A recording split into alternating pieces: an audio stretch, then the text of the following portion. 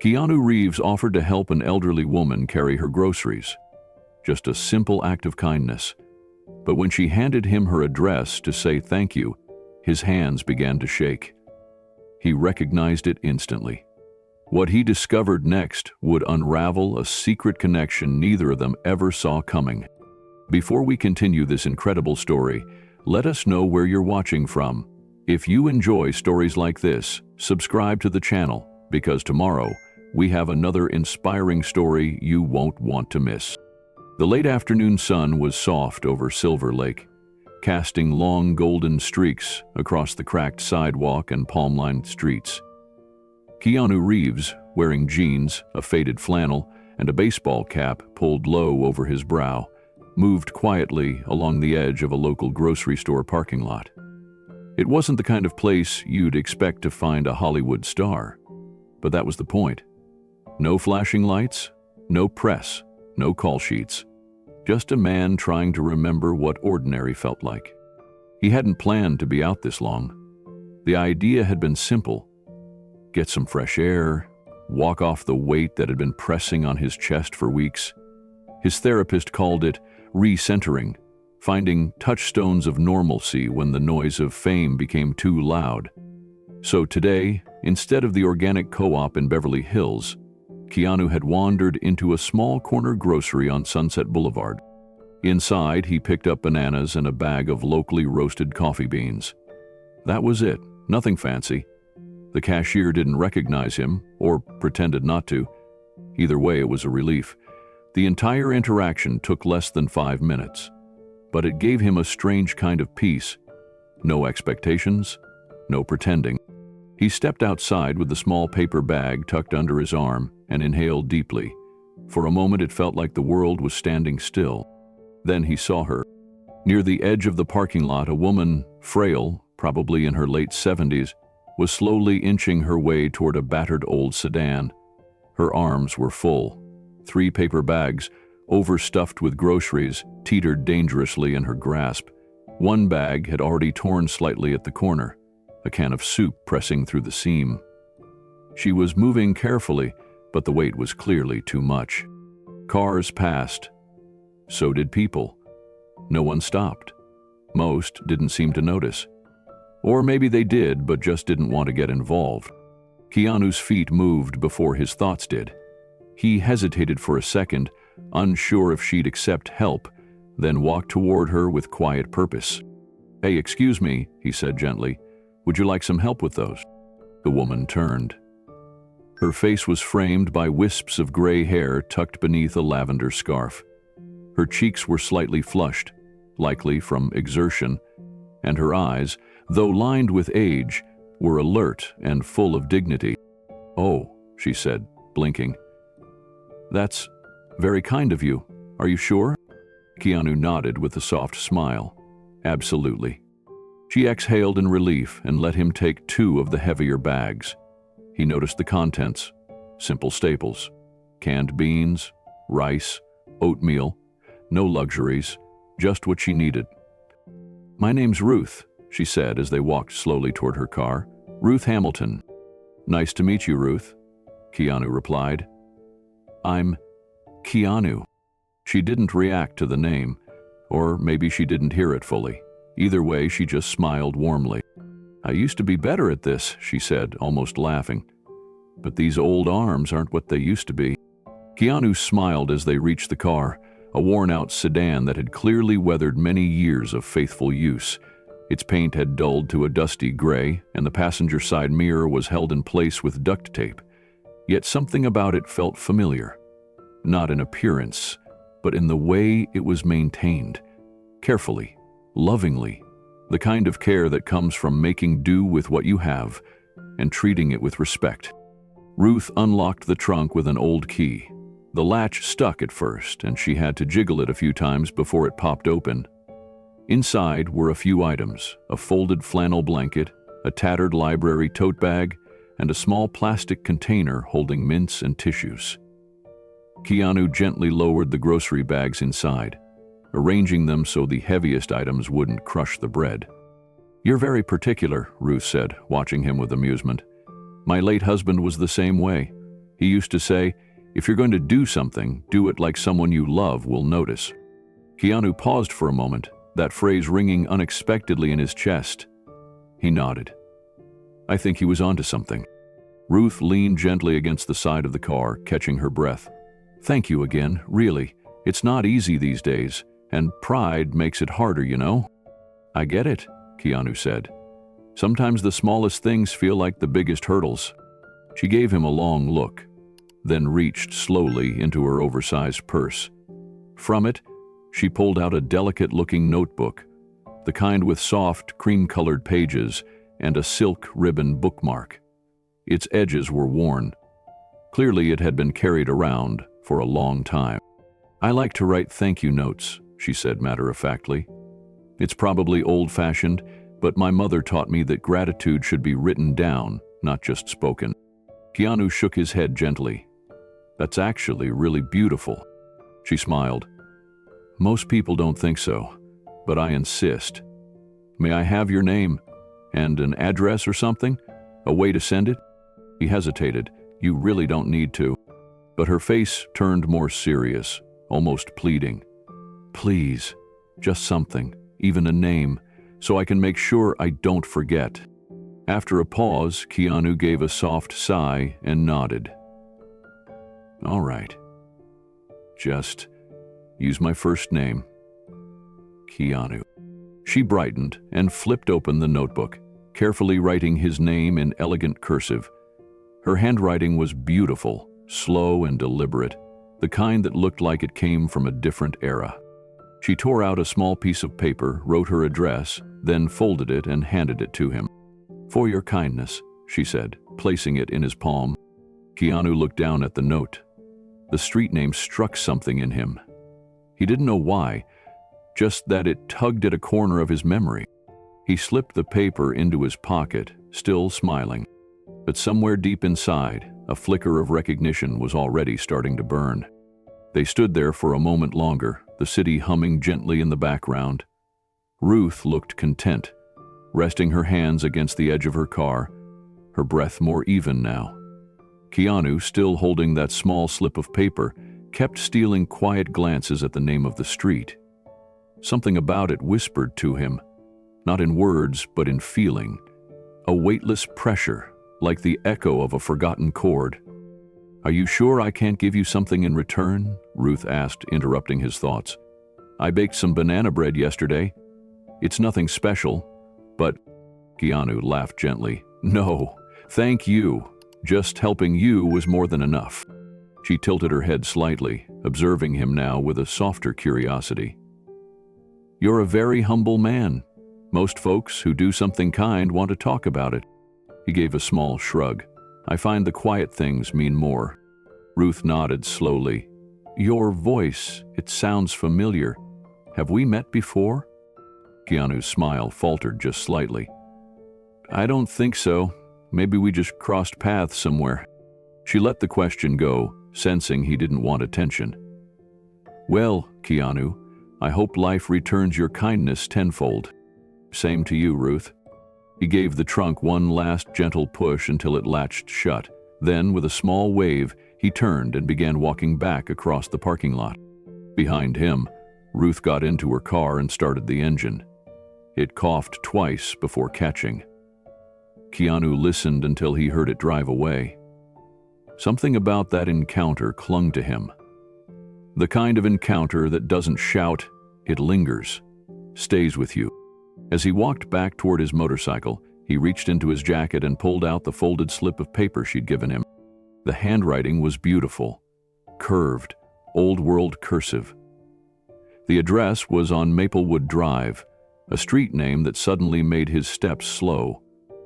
He couldn't immediately place it, but it stirred something sharp. Where had he seen that before? He tucked the paper carefully into the inner lining of his wallet, next to a faded photo of his younger sister, Kim. He glanced toward the direction Ruth had driven, then back down at the ground. The air felt different now. He had planned to head straight home, maybe make coffee, read a few chapters of that philosophy book he'd been carrying around for months. But that small act of kindness had shifted something. like a domino falling in a quiet room. As the last of the sun dipped behind the trees, Keanu sat on his motorcycle without starting it. He looked out over the parking lot, now nearly empty. He hadn't just helped a stranger with their groceries. He'd stepped into something else. A feeling he couldn't name yet, but that felt oddly personal. And somewhere, he knew, the story was only beginning. Back at home, Keanu tossed his keys gently into the ceramic bowl by the door and dropped his wallet onto the narrow hallway table. The grocery bag sat untouched on the kitchen counter. He had no appetite for bananas or coffee now. Instead, his thoughts circled the woman from earlier, Ruth Hamilton. He took the small slip of paper from his jacket pocket and laid it on the counter. There it was again, Maplewood Drive, written in that elegant handwriting that belonged to another time. He stared at it, tapping his finger gently against the edge, trying to place why that street felt so familiar. The afternoon encounter had been simple, ordinary, but something about it lingered. Ruth's calm voice, her scarf, the way she looked at him when she said thank you, like she meant every word. Still turning the paper over in his hands, Keanu walked into his home office. It was a quiet space with soft lighting and a single shelf filled with books that had shaped him. He pulled open the bottom drawer of his desk, where he kept files related to the Aurora Foundation, his private anonymous charity. Most people didn't know about it. That was the point. No press, no headlines, just quiet help for those falling through the cracks. He flipped through the folders until he came to the one marked Assistance, Senior Cases / Individual Support. Inside, a list of names, some typed, some handwritten by staff, small notes in the margins, medication covered here, rent there, an emergency surgery last winter. Every story mattered. Then he stopped. There it was. Hamilton, Ruth, Maplewood Drive, case, AR Wreath 48. He pulled the file out, heart beginning to pick up speed. It wasn't a long file, just 3 pages. The first was a referral from a community outreach worker at a local library sent nearly 2 years ago. It explained that Ruth Hamilton was a retired librarian living alone on a fixed income, no children, husband deceased. Utilities were often past due, medical costs rising. The worker had described her as fiercely independent, but quietly sinking. Keanu remembered the case now. He had flagged it himself for continued monthly support. Utility assistance, grocery stipends, prescription subsidies, all processed through third-party aid centers, no names attached. He kept reading. The second page included notes from his foundation's coordinator, confirming consistent payments and no missed letters. And there it was. The name again.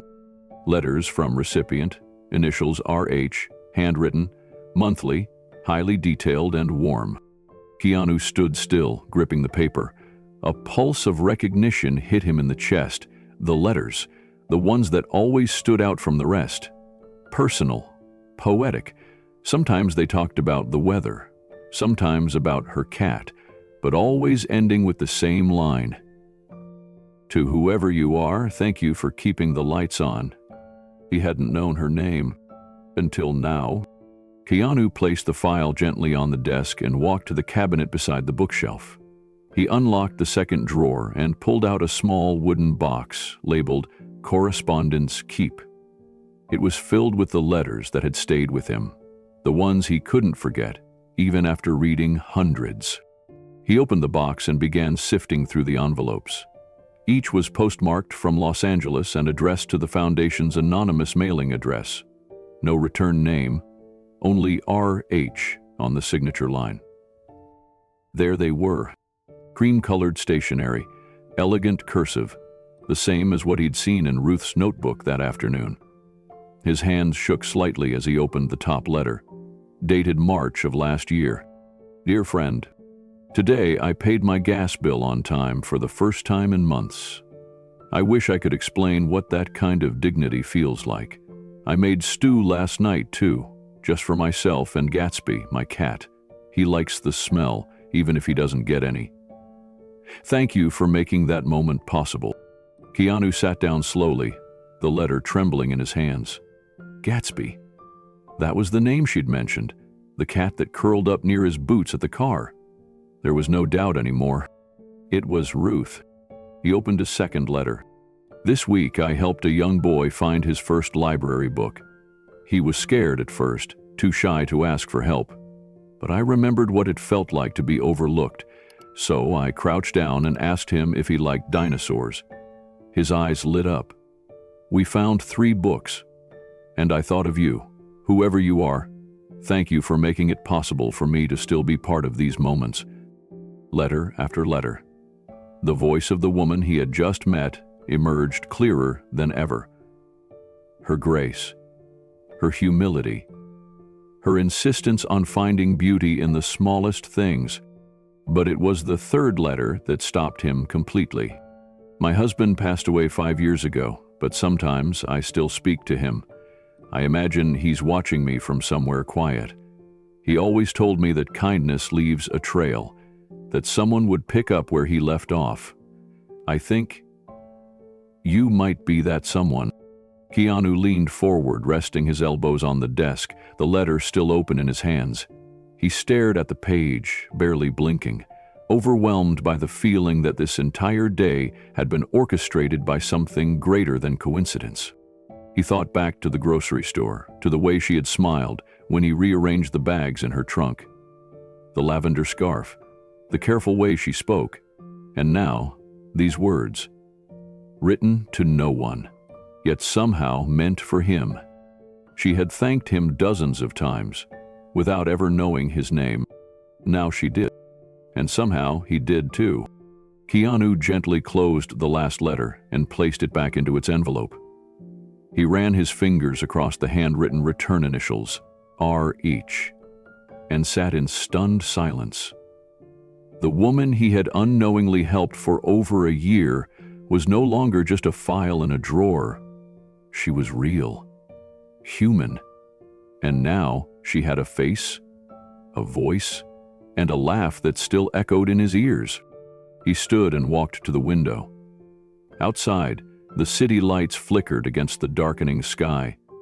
Somewhere out there, Ruth was probably curling up with Gatsby and a cup of tea, maybe watching reruns of old mystery shows, maybe unaware that the man who had quietly been helping her all this time now knew who she was.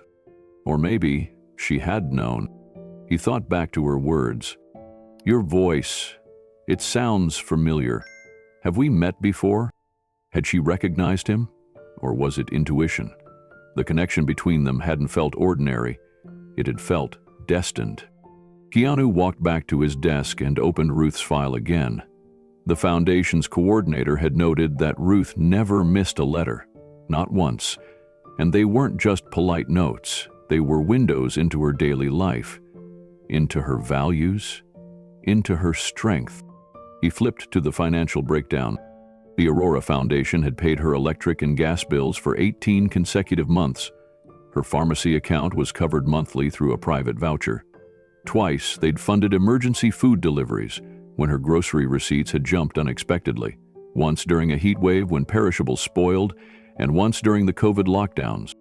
Keanu had signed off on every renewal without knowing who she was. He simply remembered thinking, "There's something in her voice, keep going." Now it all made sense. She hadn't just been a recipient of help. She had been unknowingly shaping his perspective all along. Her letters had grounded him during lonely nights, reminded him why he started the foundation in the first place. To serve people, not headlines. To build bridges quietly. The irony struck him now. The only person who had written to him from the heart had been standing right in front of him that afternoon, asking nothing, offering banana bread, and still insisting on writing a thank you note. He took a breath, long and deep, then pulled out his phone. He tapped open his contacts but paused. He wasn't ready to call. Not yet. This wasn't a moment for charity or explanations. It was a moment to understand. Ruth Hamilton was no longer just R.H. on paper. She was a woman who had survived loss, continued to give back, and written letters that changed the heart of a man she never knew by name. Until today. And now, he couldn't shake the feeling that fate had just handed him back one of the quietest, most beautiful connections of his life. The folder felt heavier than it looked. Keanu opened it carefully, sliding out the stack of letters written by Ruth Hamilton. Dozens of envelopes, neatly stored, each one dated and gently smoothed to preserve the contents. Some pages had creases, as if reread many times. Others bore faint smudges, perhaps from fingers holding them a little too long. They weren't just correspondence. They were fragments of her life, told in ink and paper. He started with one from December, nearly 2 years ago. Dear friend, the weather turned cold this week, colder than I remember it being in years. I wrapped myself in my husband's old coat and lit the last candle I had, preparing for a long night under blankets. But then I checked the mail. A letter from the utility company saying my bill had been paid in full. I don't know who you are, but I hope you felt the warmth that night too, wherever you were, because you gave it to me. Keanu paused. He remembered that month. The foundation had flagged a handful of urgent winter cases for expedited aid. He had approved the list without blinking. At the time, it was just paperwork. Now, it was personal. He reached for the next letter, this one from early spring. Today I led story hour at the library. 7 kids, all under 10, sat in a semicircle while I read Charlotte's Web. One of them, little Gabriel, asked if spiders could really be kind. I told him, kindness isn't about species, it's about choice. He thought about that for a while and then hugged me on the way out. Thank you. Your help keeps my car running so I can keep showing up. You're part of these moments, even if you never see them. Keanu smiled through misty eyes. He imagined her sitting cross-legged on a colorful carpet, surrounded by kids and paperback books with creased spines. A woman her age could have disappeared into bitterness, but she hadn't. She had stayed present, active, giving. Another envelope. This one stood out. Slightly thicker, heavier paper, a different scent, maybe something floral. It was dated 6 months earlier. You don't know this, but my husband Thomas was a stage actor. He never made it big, but he loved the craft. His favorite role was in a small local production of The Wanderer. He used to say, "One day, I'll share a stage with someone like that sweet Keanu Reeves. You can see the soul in that boy's eyes." He passed before that dream could come close. But tonight, I watched A Walk in the Clouds again, and for a moment, I felt like he was sitting beside me. You remind me of him. Not just in your face, but in your silence, your grace. Keanu pressed his hand to his chest, suddenly breathless. That letter wasn't just a thank you.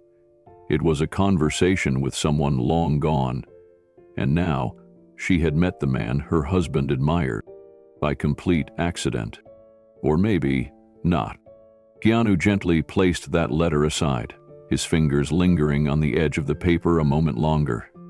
He could still hear Ruth's voice now, quiet, but strong, steady despite years of solitude and hardship. The way she wrote, the way she observed people and moments with care, it wasn't just beautiful, it was rare. He opened the next envelope, dated just before Thanksgiving. Dear friend, the holidays can be hard when you've outlived most of your family. But today I baked a small apple pie and brought it to my neighbor, whose son just returned from a hospital stay. We sat and talked about our favorite movies. She asked me if I had ever met anyone famous. I told her I hadn't, but I often write letters to someone whose kindness feels larger than any star. That's you. You're a quiet light, like a candle flickering through the fog. Thank you, whoever you are, for reminding me that I'm not forgotten. Keanu sat back, exhaling slowly. Every word of Ruth's carried a truth he wasn't used to hearing in his world. In Hollywood, People said thank you with champagne and photos. Ruth said thank you by baking pies and remembering to ask about someone's cat. He opened another letter. Gatsby knocked over my favorite plant today. I scolded him gently, but he just stared at me like I was the unreasonable one. He's old, like me, and we both have our off days. I wanted to tell you that I bought a new coat last week. First new coat in 7 years.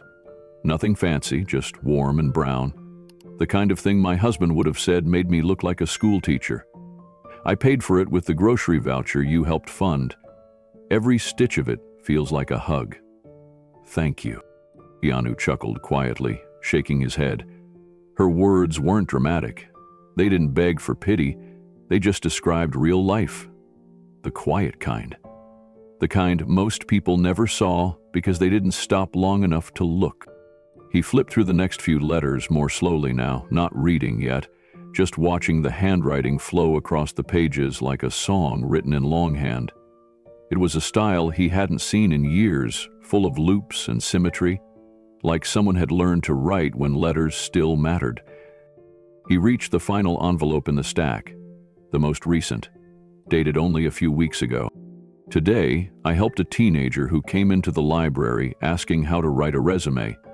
He had ink on his fingers and smelled like he worked at a print shop. He was embarrassed, but I sat with him and we worked through every line together.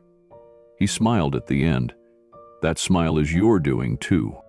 This world doesn't feel safe anymore, but your kindness helps me believe in people again. Keanu's hands trembled slightly. These letters weren't just thank you notes. They were pieces of her soul. Keanu placed the last letter gently back into its envelope, then closed his eyes. His breath was slow, steady, but there was a tightness in his chest he couldn't shake. Ruth's words had pierced something deeper than gratitude. They had revealed a life, lived with dignity through loss, generosity through hardship, and love through memory. He looked down at the table, now cluttered with opened envelopes and soft paper, as if he were sitting among the pieces of someone's living history. These weren't just donations or good deeds reflected back at him. They were stories of resilience, of someone who kept showing up even when no one was watching. He reached into the folder and pulled out a small note tucked between two of the older letters. It wasn't dated. It was shorter than the others. Some days, I feel invisible. I don't mind being alone. I've made peace with that. But there's something about knowing someone, somewhere, thought I was worth noticing, even if we never meet. That thought carries me farther than you know. Keanu stared at those last lines. He wasn't prepared for the emotion that rose. He pressed the paper against his chest, closing his eyes, fighting the swell of tears he hadn't expected. He had never needed recognition.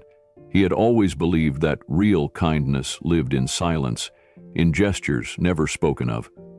But this unexpected connection, had broken through the wall he'd built around his heart. He stood up and walked over to the bookshelf. On the top shelf sat a small black box, wooden, no labels. Inside were keepsakes he'd kept over the years. Not awards or photographs, but things that had meaning only to him. A ring from his father. A dried flower from his mother's old garden. A thank you note from a child he'd met on a hospital visit. Personal, private reminders of the life that mattered outside the spotlight. He reached in and gently placed Ruth's most recent letter inside. Then he sat back down, opened her file once more, and stared at the typed name at the top. Ruth Hamilton. He traced the letters slowly with his finger. Ruth, the woman with a lavender scarf and a notebook full of gratitude? The woman whose husband once dreamed of sharing a stage with someone like that sweet Keanu Reeves. The woman who still believed in thank you notes, in story hour, in neighborhood kindness, in handwritten letters that crossed the silence between strangers. He was no longer helping a name on a spreadsheet. He had met her, and the moment she handed him that folded slip of paper in the parking lot, everything changed. What were the chances? Of all the people he'd quietly helped over the years, what were the chances he'd cross paths with the one whose words had stayed with him? He didn't believe in coincidences anymore, only connection. The morning air was crisp, laced with the smell of dew and faint lavender from some unseen garden. Keanu turned off the ignition a few blocks from Maplewood Drive, stepping out of his car in a plain black hoodie, jeans, and sneakers. He kept his hood up, more out of habit than concern. This wasn't about being seen. It was about seeing her again. He walked slowly down the street. It was quiet. Modest homes lined both sides, each with their own story.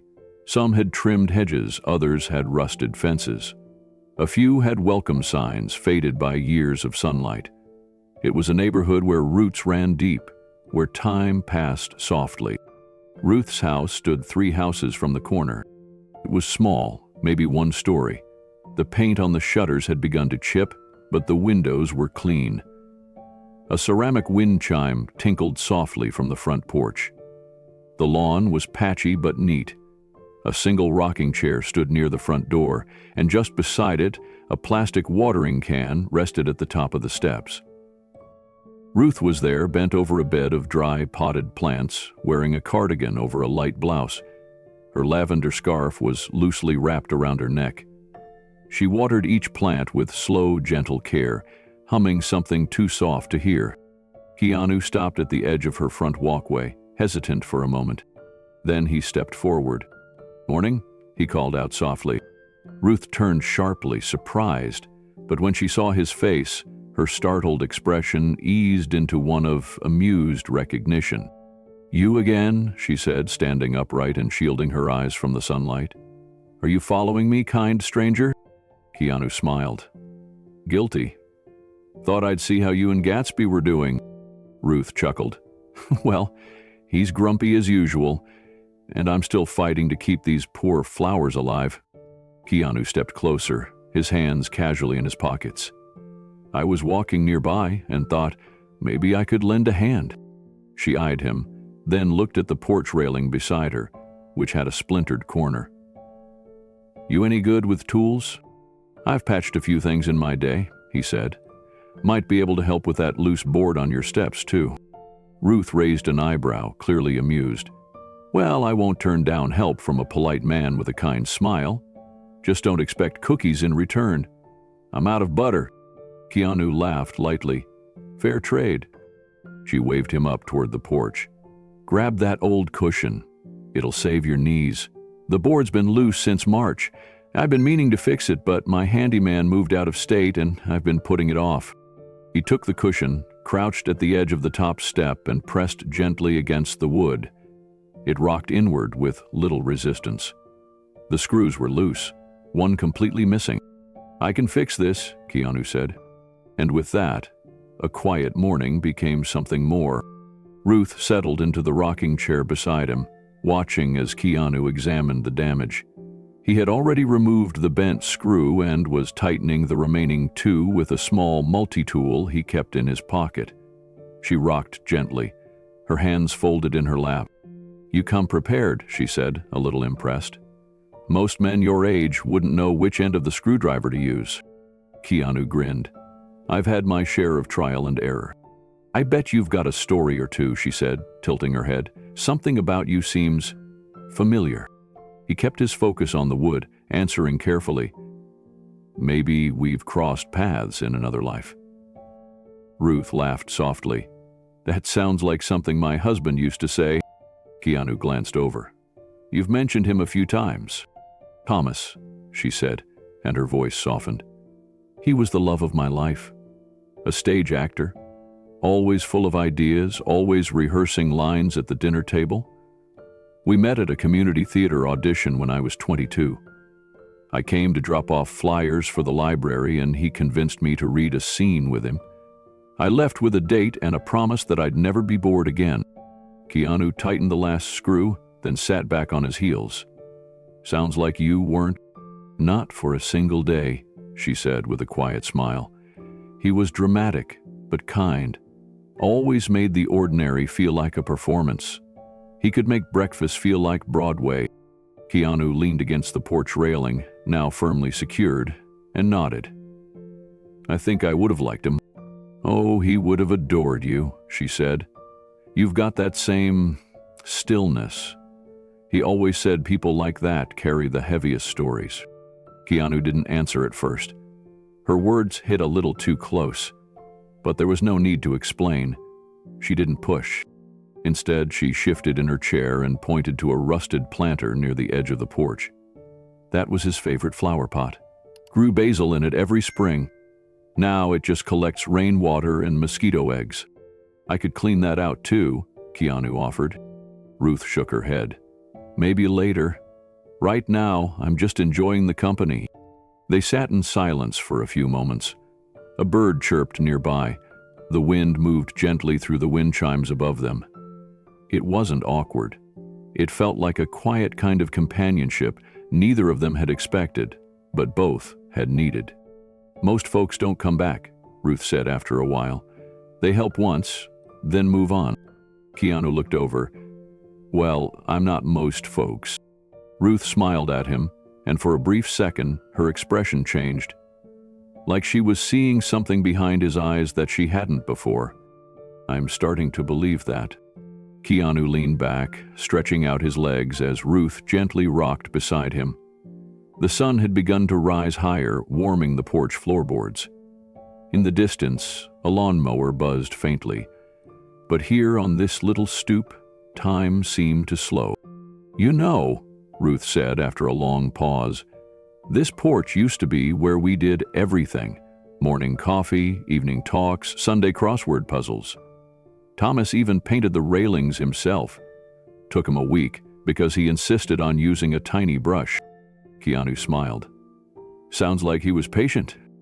"Who was with most things," she replied, then added with a chuckle, except with line memorization. "He'd shout Shakespeare in the middle of the night and wake me up, asking if it sounded tragic enough." Keanu laughed softly. "And what would you say?" "I'd tell him he sounded like a man who needed a sandwich and to get back in bed." Ruth smiled at the memory, her eyes glistening just slightly. She didn't wipe them. She didn't need to. Grief, for her, had been folded into the fabric of everyday life, like one more thread in an old sweater, worn but comforting. "Do you miss performing?" Keanu asked, his tone gentle. "I never performed," Ruth said. "I preferred the quiet parts. Stage manager, ticket booth, typing up the playbills. I liked being the person behind the curtain. I guess I've always been that way." Keanu looked down, then said, "Me too." They sat with that thought. Neither of them needed to explain what it meant. Ruth reached over to pick up a small mug from the railing, sipping what was left of her tea. Then she motioned toward the steps. "You really did a fine job with those. You sure you don't do this for a living?" Keanu smirked. "Let's just say I've had practice fixing things that look like they're about to fall apart." "Well," Ruth said, rising slowly to her feet, "if you're in the neighborhood again, I've got a back fence that leans like a tired man on a cane. I'll keep that in mind." She stepped down, testing the porch step carefully, nodding in satisfaction. Good as new. Gatsby, her cat, appeared near the front door, rubbing against the screen before slinking down the hall. "He likes you," Ruth said. "He doesn't warm up to people easily." "I'm honored." She looked at him again, this time more closely. A moment passed. Then another. Her brow furrowed just slightly. "Have we met before?" she asked softly. "Not just yesterday, I mean, years ago?" Keanu paused, then shook his head gently. "No, but it's possible we've been nearby one another without realizing it." She studied him a little longer, then gave a slow, accepting nod. "Well," she said, "even if we haven't, it feels like we have." He smiled. "I feel the same." And with that, Ruth turned to go inside. The screen door creaked open and closed. Keanu stayed a moment longer, watching the porch, the flowers, the cracked sidewalk that led to something he hadn't expected, and already couldn't let go of. The next day, Keanu showed up at Ruth's house just before 10, holding a small tool bag and a pack of new hinges he had picked up from the hardware store. Ruth was already outside, sitting on the porch with a cup of tea and a crossword puzzle balanced on her knee. "I was beginning to wonder if you were just a one-day miracle," she said, smiling. Keanu held up the bag. "Thought I'd come fix that screen door before it decides to fall off." "Well, you'd be doing the neighborhood a favor. That creaking sound's been driving everyone mad for a decade." He got to work without fuss. The door screeched just as badly as she'd warned, groaning with each swing like it resented being opened. He unscrewed the rusted hinge and inspected the frame, careful not to damage the worn wood. Ruth watched from her chair, sipping slowly, the warm steam drifting past her face. "You really don't mind doing all this?" she asked. "Not at all," Keanu replied. "I like fixing things." "Well, in that case, I've got a leaky faucet and a crooked cabinet that might just send you running." He laughed. "One hinge at a time." As he worked, the conversation turned quiet, natural. Ruth set down her tea and asked, "So, Keanu, what do you do when you're not rescuing old ladies from creaky porches?" He thought for a moment. "I used to do a lot of traveling, work mostly, film projects." Her eyebrow raised. "Film?" He nodded. "Yeah, but I've taken a step back lately, trying to live a little more quietly." Ruth smiled. "Quiet's underrated." He adjusted the new hinge, listening to the click of the screws. "What about you?" he asked. "What was your life before all this?" She exhaled slowly, folding her hands in her lap. "I was a librarian. Public school system, 37 years. Mostly elementary kids. Helping them find books about dinosaurs or space, or talking animals. I loved it." Keanu looked up, genuinely interested. "That sounds like good work." "It was. It still is, when I get to help out. Kids don't realize it, but when they find a book they love, it changes them. You can see it in their eyes." The hinge snapped into place with a satisfying click. Ruth stood slowly, walked inside, and returned a moment later holding a black and white photo in a silver frame. She handed it to Keanu. "My husband, Thomas," she said. The image showed a tall, lean man, mid-performer, hands outstretched, head tilted upward, bathed in stage light. The caption at the bottom read, "Thomas Hamilton as Elias in The Wanderer, 1977. Keanu's grip on the frame tightened. His eyes locked on the name of the play. The Wanderer. He remembered it. Not just vaguely. He had seen that exact performance. He sat down slowly on the top porch step, still holding the frame. The image felt like a ghost from his past. He remembered the dim lights of the Toronto Community Theatre, the heavy velvet curtains, the scent of old wood and dust. He had been maybe 15. It was the first real play he'd ever seen.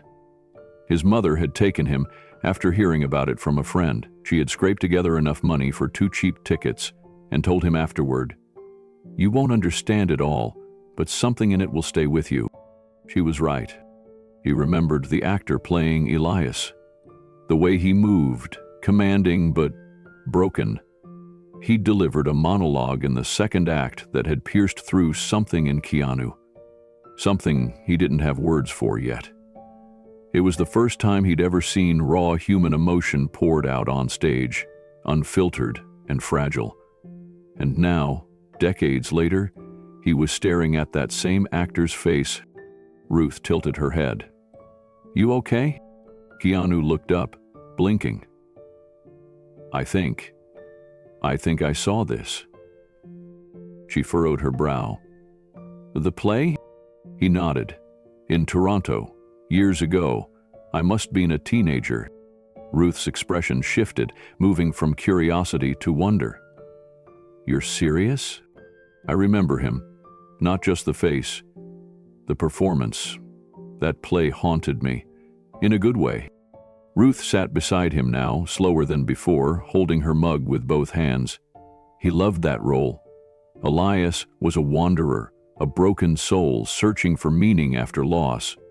Thomas said, It was the closest thing to autobiography he'd ever performed. Keanu studied the photo again, the frozen moment in time. He was incredible. I still remember one of his lines, "What remains of a man when his story is told in silence?" Ruth's eyes welled up. That was his favorite line. Keanu let out a slow breath. That performance changed something in me. I didn't even know what acting really was until that night. She reached over and gently touched his shoulder. Then maybe you and Thomas crossed paths for a reason. They sat with that, letting the gravity of it settle between them. Ruth looked down at her hands. We didn't have kids. It just never happened for us. We tried for years, but eventually we accepted that maybe our purpose was to be part of other people's stories. Keanu didn't speak. Her voice carried something sacred, and he didn't want to interrupt it. Thomas used to say that if he touched even one person deeply through his work, he'd done enough. Keanu whispered, "He did." She looked at him again, eyes shimmering. And now, here you are, sitting on my porch, telling me that the one night he felt like he left everything on that stage reached someone. Keanu nodded slowly. He reached me. Ruth turned the photo frame gently in her hands as if it were something alive. Funny, isn't it? How life has a way of folding back on itself. Keanu looked out across the street where a father was teaching his young daughter how to ride a bicycle. Maybe it doesn't fold, he said quietly. Maybe it circles. Until the right pieces meet again. She smiled at that.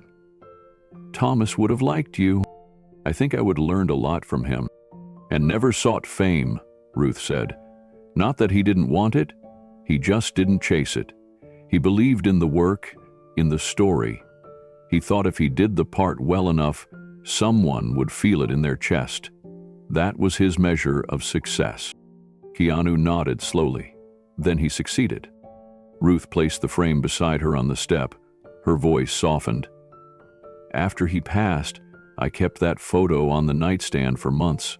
Couldn't sleep unless I saw his face. Eventually, I moved it to the bookshelf, then the kitchen counter, and now it lives in the hall next to the coat rack. I think I kept moving it closer to the door. Keanu turned toward her. So he could leave again? No, she said, wiping at one eye. So I could finally feel like I had the strength to go on without him. He sat in silence.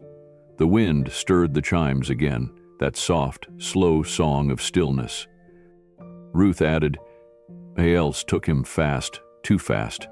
He lost his voice within the first year. A man who made a living from words, reduced to silence. Keanu didn't speak. He simply waited. I used to read to him at night, she said. Scripts mostly. Sometimes poetry. He'd squeeze my hand when something moved him. Even when he couldn't speak, he still performed. With his eyes, his breath, the set of his jaw. I swear he was acting all the way through the end. Keanu lowered his head. That kind of strength, it's humbling. Ruth placed a gentle hand over his. We've spent 28 years together, and not a day goes by that I don't feel him in some corner of this house. She paused, then added with a smile, and now, it seems like you've carried part of him with you too. Keanu looked at her, quiet and overcome. I think he left something behind in me. I just didn't realize it until now. She nodded. Grief has strange timing. So does grace. A long pause passed between them, but it wasn't empty. It was filled with the presence of someone unseen, someone remembered, someone still echoing through both of them. Ruth picked up the frame once more and offered it back. You keep it for now. Something tells me Thomas would want to ride along for this next part. Keanu took it carefully, his fingers trembling just slightly. Thank you, he whispered. Ruth smiled. No, Keanu, thank you for remembering. The late morning sun had climbed higher, casting soft shadows across the porch as Keanu knelt beside a crooked garden chair with one leg worn nearly to collapse. The wood was splintering at the base, a long crack running down the side. Ruth handed him a small jar of wood glue and a couple of nails she had fished out of an old coffee tin. "It's been leaning like that for months," she said. "I keep meaning to fix it, but by the time I remember, I'm already sitting in it." Keanu smirked. "Sounds like a health hazard waiting to happen." "Or a lesson in balance," she replied. He propped the chair upside down and began to reinforce the damaged leg.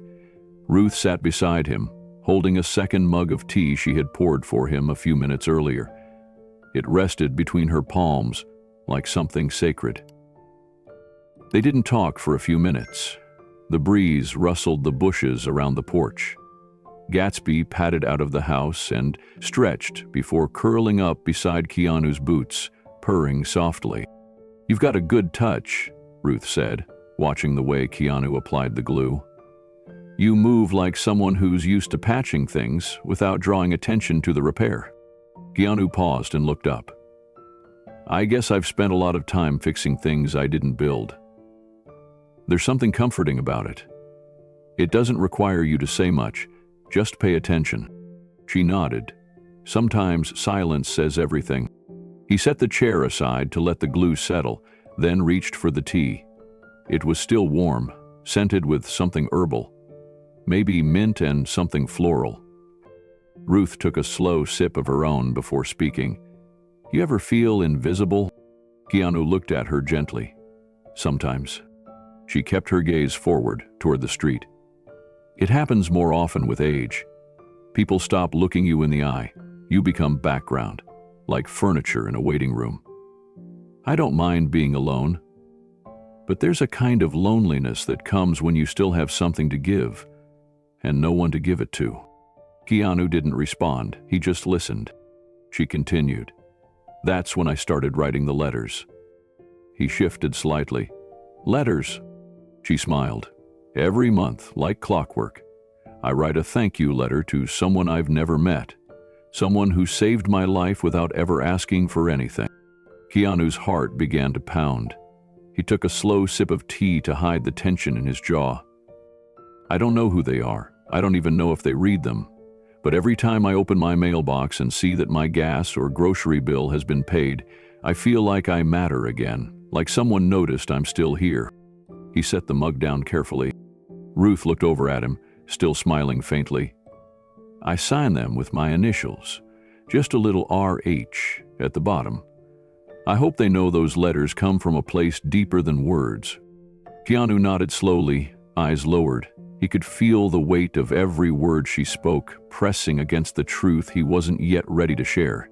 It felt strange, almost surreal, sitting here across from her, while she unknowingly described the very connection that had tied their lives together long before they ever met. Ruth swirled her tea gently. "I think we all want to be known by someone, even if we can't put a face to the knowing." Her words hung in the air like incense. Keanu stayed quiet, not from discomfort, but from awe. She wasn't being poetic.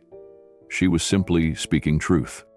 "I started writing those letters during a winter I thought I wouldn't survive," she said, her tone softer now. "The furnace was dying, the cupboards were nearly empty. I was too proud to ask for help, too stubborn to admit I couldn't do it alone anymore." She exhaled. "Then, one morning, I opened an envelope that said my heating bill was cleared. No explanation, no name, just cleared. I cried right there on the kitchen floor." Keanu swallowed, the knot in his throat growing heavier. "So I picked up a pen," Ruth continued, "and wrote the first thank you note. I didn't even know where to send it. I found a P.O. box listed in the corner of the bill payment voucher and sent it there, hoping someone would receive it." She smiled faintly. "They kept arriving, those quiet little miracles. Each time I thought maybe that was the last one, another would come." Keanu watched her hands as she rested them over her teacup. They trembled just slightly, but they were strong hands. Hands that had held books and bandaged scraped knees. Hands that had loved and lost, and still folded laundry and wrote thank you notes to strangers. Gatsby stirred beside him, lifting his head and resting it against Keanu's ankle. He reached down and scratched gently behind the cat's ears. "You ever get an answer?" Keanu asked, his voice low. Never, Ruth said. And I'm glad I didn't. It made it purer somehow. Not a transaction, just a thread between two hearts, stretched across the world without needing names. Keanu's eyes met hers. He smiled again, this time more wistful. This house is too quiet sometimes. I talk to the furniture. I hum to the plants. And every month, I write my letter. Just one more way of reminding the universe that I'm still here, that I'm still grateful. The tea had cooled, and the repaired chair stood upright beside them, drying in the sun. The porch around them was still worn, still creaky, still old, but in this moment, it felt like a sanctuary. Ruth closed her eyes for a second and said, almost like a prayer, I think kindness is the last language that doesn't need translation. And Keanu, still holding the weight of the truth, whispered, I think you're right. Keanu leaned back against the porch post, letting the breeze wash gently over him. Ruth had leaned into her chair now, her tea forgotten, her hands folded loosely in her lap. Gatsby had settled fully by Keanu's feet, warm and motionless. He was quiet, but inside his thoughts were racing. Every detail she had shared, her vulnerability, her faith in a faceless helper, the way she crafted hope out of hardship, only made the truth harder to carry. That she didn't know, that he hadn't told her, that he had read every letter, every line, and that her words had given him more than he could ever repay. She thought she was talking to a stranger, and yet she had already changed his life. Keanu turned to her. Do you keep copies of the letters? Ruth opened her eyes again. Sometimes. Not all. I usually write them by hand in my little notebook and then tear out the page. Some are gone forever. Others I've rewritten when I couldn't sleep. I keep the ones that felt harder to let go of. She glanced toward the door. There's a box inside, my just-in-case box. Letters, old playbills, notes from Thomas, even a photo of my mom as a girl. I don't know who will ever want them, but I couldn't bring myself to throw them away. Keanu nodded slowly. Maybe someday someone will. She looked at him closely, searching his face. Do you think the person receiving those letters ever felt them? Or were they just something to skim past before going on with their day? He looked down, his voice barely audible. I think they felt every word. She tilted her head. You say that like you've been on both sides of the letter. He looked up and met her eyes. Maybe I have. Ruth studied him again, but said nothing. Instead, she placed her empty teacup down and rested her hand on the armrest of the now sturdy chair he had repaired. This chair belonged to my husband's mother, she said, changing the subject gently. It used to sit in their sunroom. When she passed, we brought it here. I always told Thomas I'd never part with it. He used to say, when it breaks, we'll fix it. And when it breaks again, we'll fix it again. She chuckled. It broke a lot. Keanu smiled. It's good as new now. Maybe better, she said. The afternoon sun had begun to shift. The wind chimes danced softly above them, casting long shadows on the porch floor. Ruth sighed, her tone softer than before. Sometimes I wonder if kindness is the only real legacy we leave behind. Keanu nodded, heart full, throat tight. If that's true, you've already left one. She looked over, surprised. Me? Yes, he said quietly. You. She smiled, not understanding how deeply he meant it, but something in his voice made her pause. Then she closed her eyes again and whispered, Maybe that's enough. The late afternoon sunlight angled across the porch now, painting the wooden floorboards in golden streaks. Ruth had gone inside briefly to fetch 2 slices of banana bread, still soft, with hints of cinnamon, and handed one to Keanu with a quiet smile. They sat in easy silence.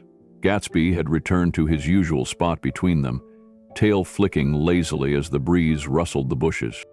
Keanu stared at the bread in his hand, but his appetite had vanished. The moment had come. The weight of the truth was too heavy now, pressing down against his chest. He had been holding it since the moment she mentioned her letters, and it had only grown heavier with every story, every memory, every look of trust in her eyes. He placed the plate on the porch beside him. "Ruth," he said softly. She turned, still chewing. "Hmm?" He hesitated. "There's something I need to tell you." Her smile faded slightly, not in fear, but in quiet readiness. Keanu exhaled. I know about the letters." She blinked. "Letters?" "The thank you letters you've been writing, to the person helping you, through the foundation." "The P.O. box?" Her expression shifted. She leaned back a little, eyebrows raised, confused. "How do you—" He looked at her carefully. "Because I've read them?" She stared at him, stunned into silence. "I didn't know it was you." "Not at first," he continued. "Not until I saw your address. Until I saw the way you wrote. The handwriting. The way you talk about your cat. The children at the library. The small things." Her hand went to her chest, resting gently there as her eyes searched his face. "You?" she whispered. Keanu nodded, his voice quiet and steady. "Me." She looked down at her lap, then back at him again, her mouth slightly open. For a moment it seemed like she might cry. Instead, a small, incredulous laugh escaped. "You're him?" she said, almost to herself. "You're the one who's been helping me? All this time?" Keanu gave a sheepish smile. "I didn't want you to know. Not because I was hiding. I didn't want it to change anything. I wanted to help quietly." Her hand trembled slightly. "I wrote you letters. Every month. Prayed for you. Talked to you in my head like I knew you." He nodded, eyes damp. "And I read every single one." She laughed again, but now the tears came too. She wiped at her eyes with the sleeve of her cardigan. "I must have said the dumbest things in those letters." "You said the most beautiful things," Keanu replied. "Can't believe this," she whispered. "You helped me pay my heating bill. You carried my groceries, and all along, you were the same person." "I didn't know at first," he said. "But when I did, it all made sense." She shook her head in disbelief. "This is like something out of a movie." He smiled softly. "Or maybe just real life at its most mysterious." Ruth sat still for a moment, eyes wide with wonder, then let out a shaky breath and set her tea down before it spilled from her hands. Her mind was clearly racing, trying to piece together the impossibility of the moment. "All this time," she said slowly, "I've imagined you as a woman with gray hair and a clipboard, or maybe a young social worker who reads letters after dinner and sips chamomile tea." Keanu gave a soft chuckle. "I've never been great with clipboards." She looked at him again, studying his features now as if seeing them for the first time. "So, you knew who I was before you helped with my groceries?" He shook his head. "No, not at all. That part was pure chance. I only realized it later, when I saw your handwriting and your address. It didn't hit me until I was home, going through some old files." Ruth let out a soft gasp. "That day, when you paused, when I gave you the note, you went quiet." He nodded. "It felt like something cracked open inside me." She leaned back, eyes misty. "I never thought I'd meet you. And to think we met twice, first as strangers, then as something else entirely." Keanu hesitated, then said gently, "It wasn't supposed to be about meeting. I never needed a thank you. The letters, they were more than enough." Ruth's lips quivered with a quiet smile. "But now you know the face behind the words." "I do," he said softly. "And I'm glad." She glanced down at Gatsby, who was still curled beside Keanu's boot, perfectly content. "He knew something," she said. "He always does. That cat's smarter than I am sometimes." Keanu smiled, brushing his fingers gently across Gatsby's back. "He was the first one to trust me." Ruth looked away for a moment, gazing out at the street. This feels like something my husband would have written. A man helps a stranger carry her groceries, only to find out he already saved her life. He'd have turned it into a monologue, probably added a violin. Keanu laughed, then fell silent again. Ruth reached for his hand. Her fingers were warm and trembling. "You changed my life," she said, "and you didn't even know my name." "You changed mine," he replied, "and you didn't know mine either." They sat in stillness again, the weight of recognition finally resting between them. Not heavy, not awkward, just honest. "I wish I could do something in return," Ruth said after a while. "Something that would match what you've done." "You already have," Keanu answered. "Every letter, every story, every time you showed up for someone when it would have been easier to stay home. You gave more than I ever did."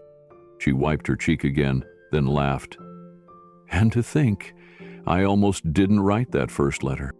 Keanu's voice was steady. "I'm really glad you did." The sun was beginning to dip lower, casting long shadows across the porch.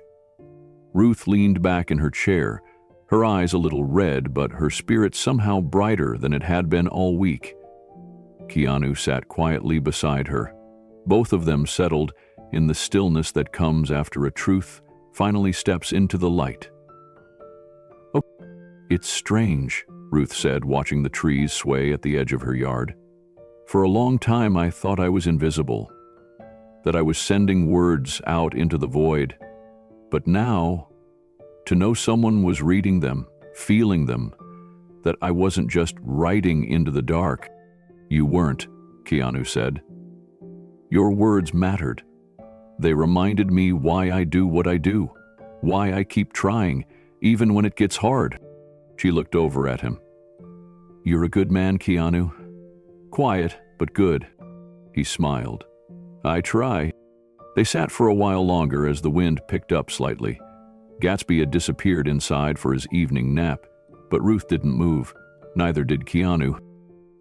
"I have something else," she said, her voice softer now. "Something I never sent." Keanu turned toward her. "A letter?" She nodded.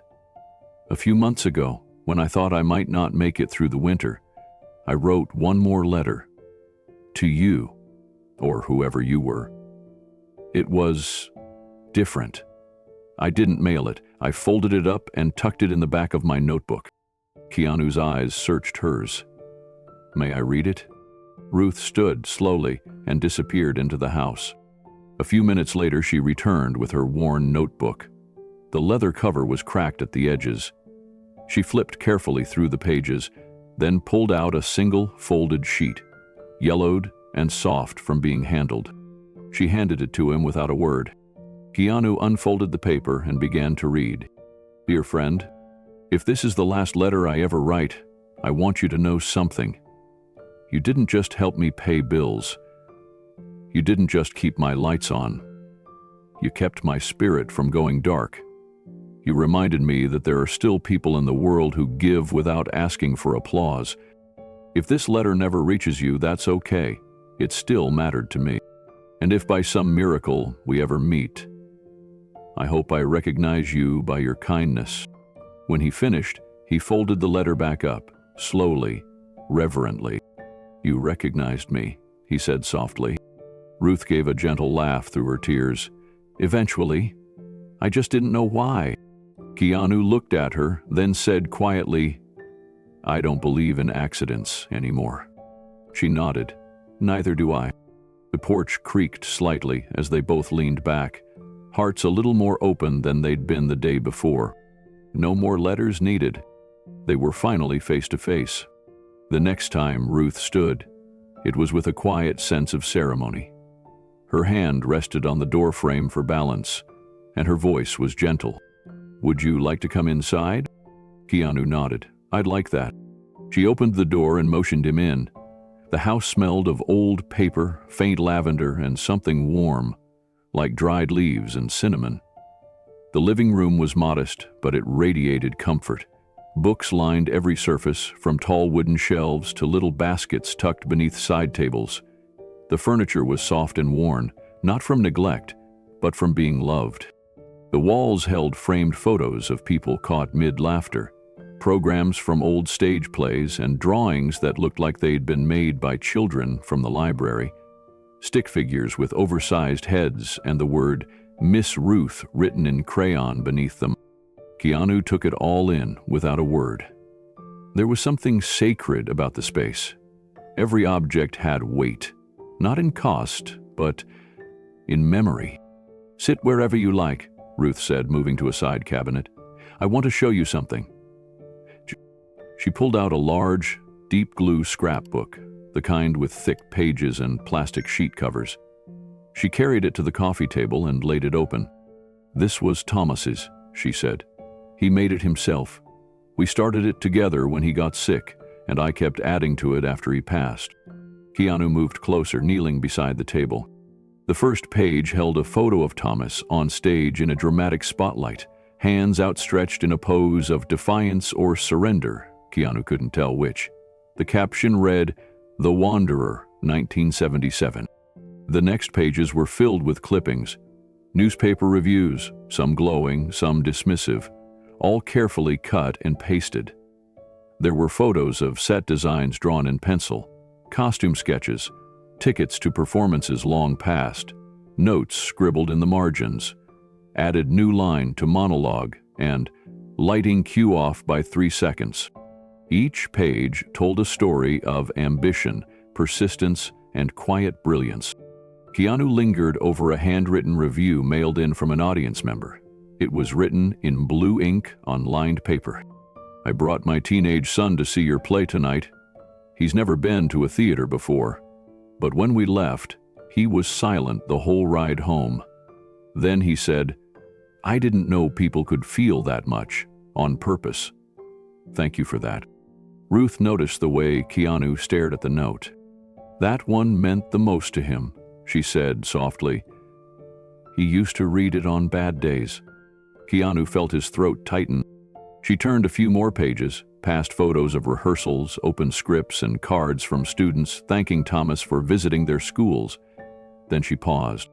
"There's one more thing," she said, walking slowly over to a desk in the corner. She opened the top drawer, pulled out a yellow envelope, and returned to the couch. "I never sent this one," she said. "I wrote it during the worst stretch of the pandemic, when I thought I wouldn't make it. I didn't know if anyone would ever read it, but I kept it." She handed it to Keanu. "Do you want to?" He nodded and carefully opened the envelope. The letter was dated April 2020. The paper was slightly creased from being folded and refolded. Keanu unfolded it carefully and began to read. "Dear friend, if you're reading this, it means I didn't make it. Or maybe I did, and this letter just sat forgotten in a drawer somewhere. Either way, I needed to write it.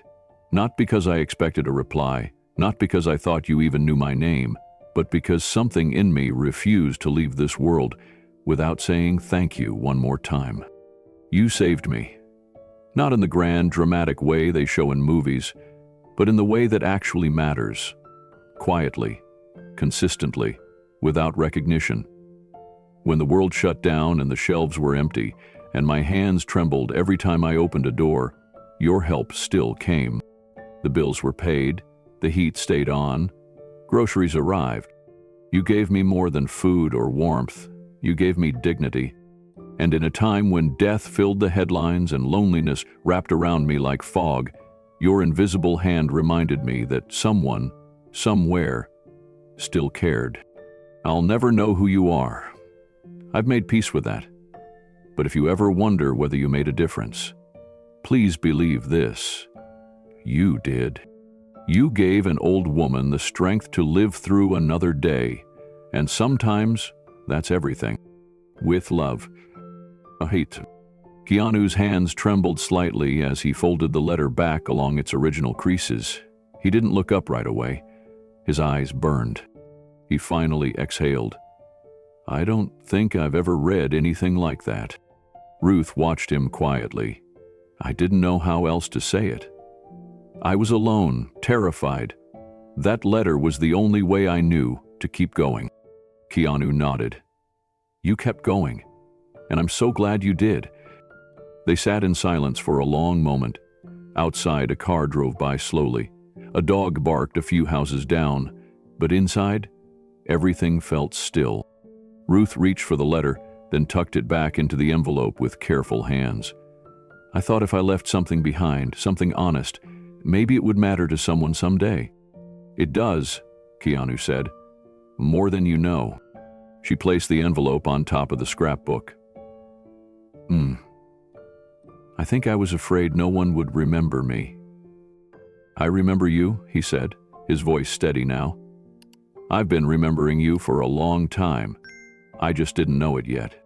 Ruth's eyes filled, but she didn't cry. She looked at him with something softer than gratitude.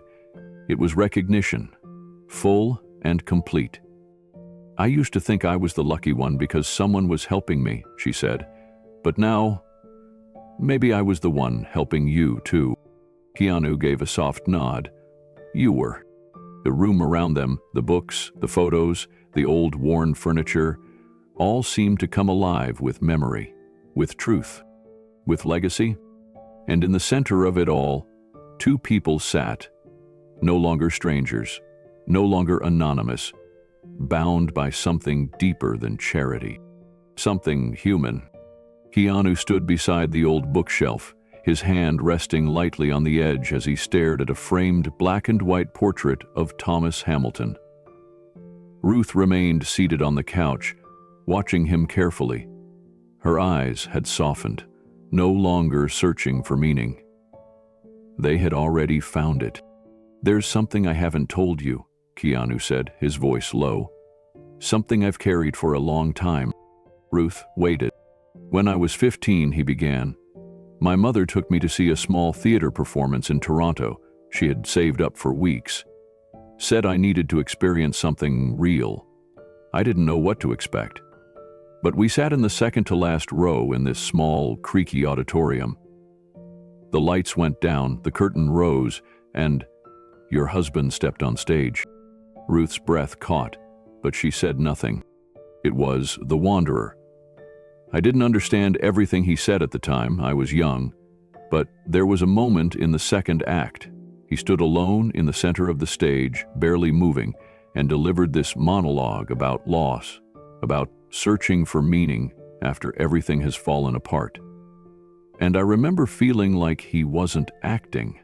It felt like he was showing me something I hadn't learned yet. Ruth looked away for a second, blinking quickly. Then she turned back to him. That night was his favorite performance. He said the audience was silent, completely still. I was in that silence, Keanu said, and I never forgot it. It shaped the way I saw storytelling. It showed me that truth can live inside fiction if you're brave enough to stand in it. She pressed her hand gently to her mouth, overcome. Keanu stepped forward and sat down beside her again. I became an actor, in part because of that night. Because of him. And I didn't even know his name until now. Ruth turned to him slowly. You're telling me, after all these years, the one boy he always hoped he reached was you? He nodded. It feels impossible, but it's true. Long silence passed between them, full of something sacred. Then Ruth stood. Wait here. She walked slowly down the hallway and disappeared into a room near the back. Keanu heard the quiet sound of a cabinet opening, the shifting of boxes. When she returned, she held a rectangular case in both hands, dusty, faded at the corners. A VHS tape. She handed it to Keanu. His final performance, she said. A friend recorded it for him. He never liked watching himself, but I did. I haven't played this in years. Keanu looked down at the label. Thomas Hamilton, The Wanderer, Final Run. Done forever. He glanced up. May I? Ruth nodded. I still have the old player hooked up in the den. Come. They moved together through the narrow hallway into a cozy side room. A small TV sat in the corner, connected to a dusty VCR. Ruth turned it on, adjusted the antenna, and slid in the tape. The screen flickered. Then Thomas appeared, alive again.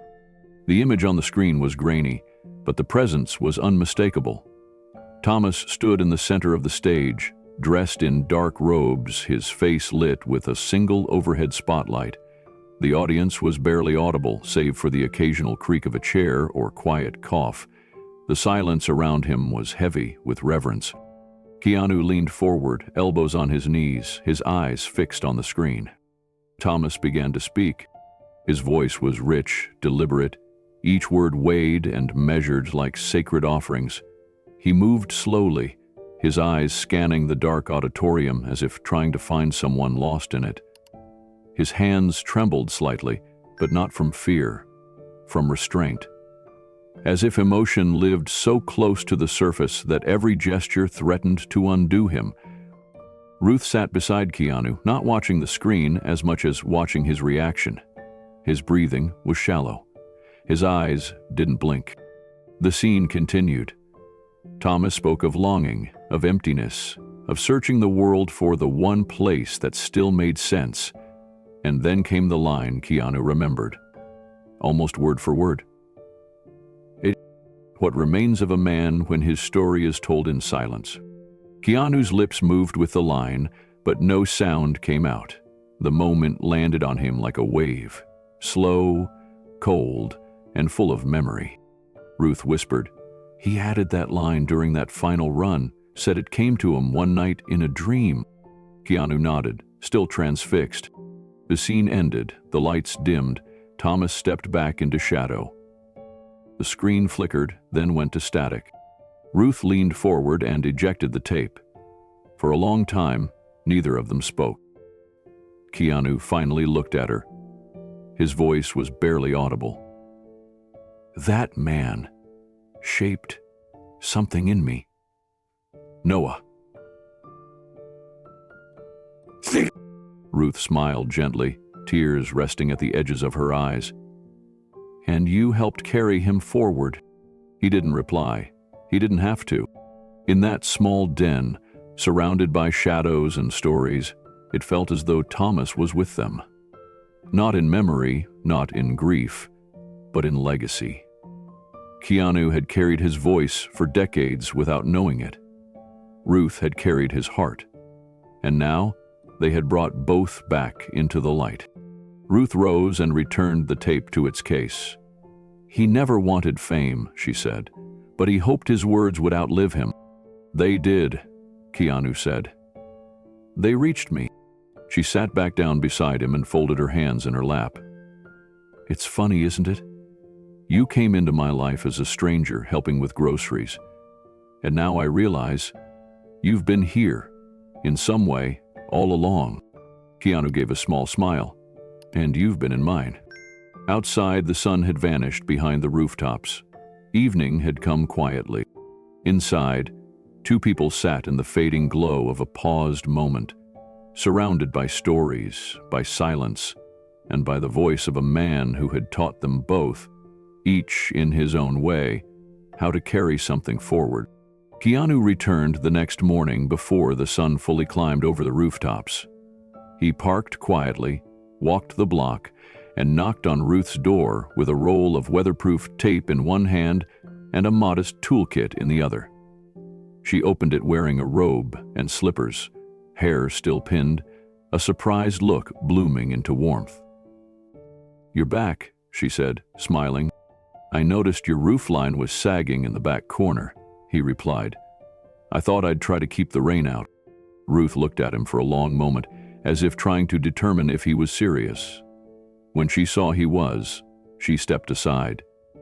"There's coffee in the pot. Help yourself after you patch up the heavens." And so it began. Keanu worked in silence for most of that morning, humming occasionally as he patched and secured the aging shingles, replaced brittle sealant, and cleared the gutters. When he climbed down, dirt-streaked and tired, Ruth was waiting on the porch with a steaming cup and a plate of banana bread. "You don't have to bring gifts every time," he said.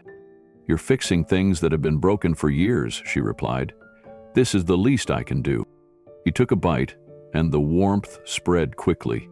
It wasn't just good, it was comforting, like childhood and memory wrapped into one. That week, Keanu returned every day. One day, he replaced 2 flickering light fixtures in her hallway that had buzzed for years. Another day, he restocked her pantry after noticing her cabinets were light on essentials. When she protested, he said gently, "I'm just making sure your favorite letters keep coming." Ruth laughed, a deep sound that filled the room. "You've learned how to gild me with charm." But she never stopped baking. More banana bread, then oatmeal cookies, a small lemon cake. She insisted he take something home each visit. When he refused, she wrapped the items anyway and left them by the door so he couldn't walk out without them. Keanu stayed for longer chats each day. They sat on the porch and talked about books, about memory, about the quiet things life teaches you when no one else is watching. Gatsby the cat would curl near Keanu's boots, purring contentedly as the two humans shared stories in the golden light of afternoons. One Thursday afternoon, a small miracle happened. A group of neighborhood children, familiar with Ruth from years past, returned with their mothers to ask if she still hosted Reading Circle. Ruth's eyes lit up as if someone had flipped a switch inside her. She said yes without hesitation. That Saturday, Keanu helped her dust off a wicker basket full of picture books and arranged chairs in the front yard under the sycamore tree. He stayed quietly in the background, watching as Ruth sat before the children, opened a classic tale, and began to read. Her voice, steady and expressive, carried across the lawn. The children listened, rapt. The parents smiled. Keanu felt something stir in his chest. Peace, maybe, or gratitude. For a while, he forgot the world outside existed. In the days that followed, Keanu continued returning to Ruth's house like clockwork. There was no schedule, no formality, just a growing bond, a quiet rhythm. Sometimes he'd arrive early and find her already sweeping the porch or pruning her garden. Other times, he'd stop by in the late afternoon after a long day, simply to sit on the steps and share a few peaceful moments over tea. They didn't need grand conversations. Often they just sat in silence, watching the shadows shift across the lawn. Other times, Ruth would recall a memory, her first date with Thomas, or the time a student mailed her a drawing of her as super librarian. Keanu listened, fully present. One morning, Ruth brought out a small cardboard box tied with faded ribbon. "I found this last night," she said, placing it on the table between them. Inside were old photos of her and Thomas, candid moments backstage, posed portraits, smiling snapshots from road trips across America when they used to tour with regional theater companies. Among them was a grainy image of Thomas in costume, standing on a worn wooden stage beneath a hand-painted banner that read, "The Wanderer." Keanu leaned closer. "That's the look I remember," he said softly. Ruth smiled, brushing her fingers across the image. "He always thought no one really saw him, that no one remembered." Keanu shook his head. He was unforgettable. That afternoon, Ruth disappeared into the back room for several minutes and returned with a picture frame in her hands. She had placed 2 photos inside. On the left, the same image of Thomas from the play. On the right, a candid snapshot she'd taken of Keanu from the porch the day he fixed her roof. He hadn't even known she'd taken it. Ruth held it up without a word and looked at him with kind eyes. "2 men," she whispered. "One gave me everything I ever knew. The other helped me remember it was still worth living." Keanu swallowed hard, caught off guard by the weight of her words. She placed the frame gently on the mantel, where sunlight hit it just so. From that moment on, something unspoken shifted between them. Ruth no longer treated him like a visitor. He no longer knocked. He'd show up, let himself in through the side gate, and sometimes find Gatsby waiting for him by the porch, like he belonged there. Even the neighbors began waving when they saw him, as if he were part of the neighborhood. No one made a fuss, no cameras, no questions, just nods of respect for the quiet man who helped the woman with the lavender scarf. And Keanu, for the first time in months, felt deeply human again. No spotlights, no headlines, just the honest work of repair. one nail, one hinge, one shared story at a time. And every visit, every small act, seemed to repair something else too. Not just Ruth's home, but his own sense of purpose. In a life shaped by fame and grief, this little house on Maplewood Drive had become his still point, a place where kindness lived, where memory breathed, and where, finally, he could just be. A few weeks after their porch photo was framed, Keanu received a call from the organizers of a private literacy fundraiser he'd supported for years. It was an intimate evening gala, not flashy or televised, but attended by writers, educators, and a few quiet philanthropists. The foundation wanted to honor Keanu's long-term contributions. He had helped fund mobile libraries for underserved neighborhoods and anonymously supported thousands of adult literacy programs. Normally, he would have declined the spotlight. He wasn't one for being singled out. But this time, something made him pause. He asked the organizers one simple question. "Can I bring a guest?" "Of course," they said. A few days later, Keanu stopped by Ruth's house on a Thursday afternoon with a small bouquet of daisies and a folded invitation. She was kneeling in her garden bed, her gloves dirt-stained, humming something by Nat King Cole. He cleared his throat lightly. "Ruth, I have something to ask you." She looked up, eyes bright but puzzled. "I'm being honored at a small event for a literacy group I've supported. But I don't want to go unless you come with me." She blinked, unsure if she'd heard him right. "Me?" she asked. He nodded. "I can't think of anyone more fitting to bring." Ruth stood, slowly, brushing soil from her knees. "But why? I've never been to a gala in my life. I'm no one special." Keanu offered the daisies. "You change my heart with your letters. That makes you very special." She held the flowers close and looked away for a moment, trying to hide the way her lip trembled. The days that followed were filled with a quiet, joyful preparation. Ruth didn't want a stylus or anything new. She went up to the attic and pulled down a box marked Tom's Favorites. Inside was a soft vintage blue dress she had worn to her husband's final play premiere. She pressed it carefully, mended a loose thread on the sleeve, and laid it out with a quiet smile. On the night of the gala, Keanu arrived in a charcoal suit with no entourage, just a small car and an open heart. When Ruth stepped out of her front door, the porch light cast a warm glow across her dress and pearls. Keanu's breath caught for a moment. He smiled. "You look timeless," he said. She chuckled. "That's code for old, isn't it?" "Not even close," he said. They arrived at the venue in downtown Los Angeles just before sunset. Keanu held the door open for her like a gentleman. As they stepped inside, a hush fell over the entrance. Ruth, modest and unsure, held onto his arm like it was a lifeline. Keanu walked her in like royalty. Attendees turned to look, not with judgment, but with curiosity and warmth. They didn't recognize her, but they recognized the care with which Keanu moved, his protectiveness, his grace. The lights inside the venue were soft and golden, casting a warm tone across the room. A string quartet played near the stage, and the tables were dressed in simple navy cloths with white tea lights. Ruth squeezed his arm gently. "Are you sure I belong here?" Keanu looked down at her and said, "More than anyone." They found their table near the front, nestled between educators and librarians from various states.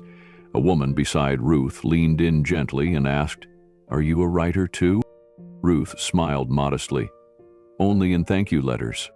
The woman laughed, not realizing how literal her answer was. The evening moved with a quiet rhythm. There were no roaring crowds or dramatic spotlights, just a room full of people who believed in words, stories, and second chances. A few speakers took the stage to share how literacy had changed their lives. Some learning to read at age 50, others writing their first story at 60. Ruth listened with eyes wide, her fingers lightly resting on her teacup. Halfway through the event, the MC stepped onto the stage and asked for everyone's attention. "We'd now like to honor a longtime supporter of our foundation. He's someone you know, someone who's given generously for years, not just with his resources, but with his heart. Mr. Keanu Reeves. The room erupted in applause. Keanu stood slowly, adjusted his collar, and helped Ruth up from her seat. The audience watched as he gently walked her toward the stage steps. She looked confused but trusting. Once on stage, he stood behind the microphone for a moment, gathering his thoughts. "Thank you," he began, his voice low and steady. "I've never been one for speeches, but tonight I want to do something a little different." The room quieted further. "I want to talk about a woman who doesn't know how much she's changed me." Ruth turned slightly, eyes darting. "A few years ago, I started supporting this foundation anonymously. I believed in its mission, but I didn't want attention. What I didn't expect was to begin receiving letters, handwritten, beautiful letters, from someone I didn't know." He paused. "Paying every month. Simple thank yous. Gentle updates about her life. Words that reminded me that kindness still lives in the corners of our world." Keanu turned slightly toward Ruth, who now stood frozen, hand over her chest. "This woman," he said, "is here tonight." A soft gasp rippled through the crowd. "Her name is Ruth Hamilton. She taught generations of children to read. She cared for her husband through illness, and she never stopped believing that words matter." The MC cued a slideshow in the background. One by one, photos appeared. Shots of donated libraries, volunteer reading groups, and then, quietly, a photo of Ruth at her front porch with her cat Gatsby on her lap. The audience murmured. When her image filled the screen, Ruth covered her mouth. She hadn't known it would be there. Keanu looked at her gently. "You thought you were thanking a stranger, Ruth, but it was me who should have been thanking you." The room rose in a standing ovation. Ruth's eyes brimmed with tears, and she looked up at Keanu, overwhelmed. He leaned over and whispered, "You deserve this moment." She whispered back, "So do you." They stood together, two people who had unknowingly held each other up from opposite ends of life, now united in the open light. And in that moment, surrounded by applause and quiet reverence, something shifted, not just in the room, but in the hearts of everyone watching. The morning sun bathed the neighborhood in a warm golden hue as Keanu pulled up to the small, familiar building that had once been just the Silver Lake Public Library. But today, it wore a new banner, stretched lovingly across the front entrance. The letters were simple, carved into light wood and hung with care. The Ruth Hamilton Learning Corner. Keanu stood quietly beside it, watching volunteers set up folding chairs and a refreshment table beneath a cluster of bright balloons. He had kept the event private, just a few dozen people from the community, some foundation staff, and a handful of Ruth's old friends and neighbors. No cameras, no press, just heart. Inside, the transformation was already underway. One wing of the library had been completely renovated. Rows of brand new bookshelves lined the walls, filled with children's literature and audiobooks in multiple languages. In the corner stood a tech hub, 3 bright computer terminals with learning software, typing games, and literacy programs. Above them, in simple script, a painted quote read, "Every page you turn is a new chance to begin." It had been Ruth's handwriting. Keanu had copied the line from one of her letters and asked a local artist to replicate her cursive across the wall. The effect was subtle, tender, and deeply personal. Ruth arrived, with a little help from her neighbor Mrs. Lopez, her arm steadying the cane she had refused to use until that morning. She wore a pale blue blouse, pearl earrings, and her husband's silver pocket watch pinned to her chest like a brooch. As she stepped through the entrance, the room burst into applause. Ruth blinked, stunned. "What on earth?" she whispered. Keanu walked over and offered his arm. "Welcome to your library." She stared at him, then at the engraved plaque on the wall. Her fingers rose slowly to cover her mouth, eyes filling with tears. "You did this?" she said in a whisper. "You did this," Keanu replied. "We just gave it your name." He led her gently to the center of the room where a small podium had been set up. A few local children waited nearby, each holding a book they had chosen for story hour. One of them, a boy with curly red hair, stood at her side and held up his book with both hands. "Will you read to us, Ms. Ruth?" he asked. Her voice trembled. "Of course." She sat in the soft cushioned chair beside the podium, opened the worn pages of The Velveteen Rabbit, and began to read. Her voice, though gentle, carried across the room like it had for decades in classrooms and living rooms and story circles.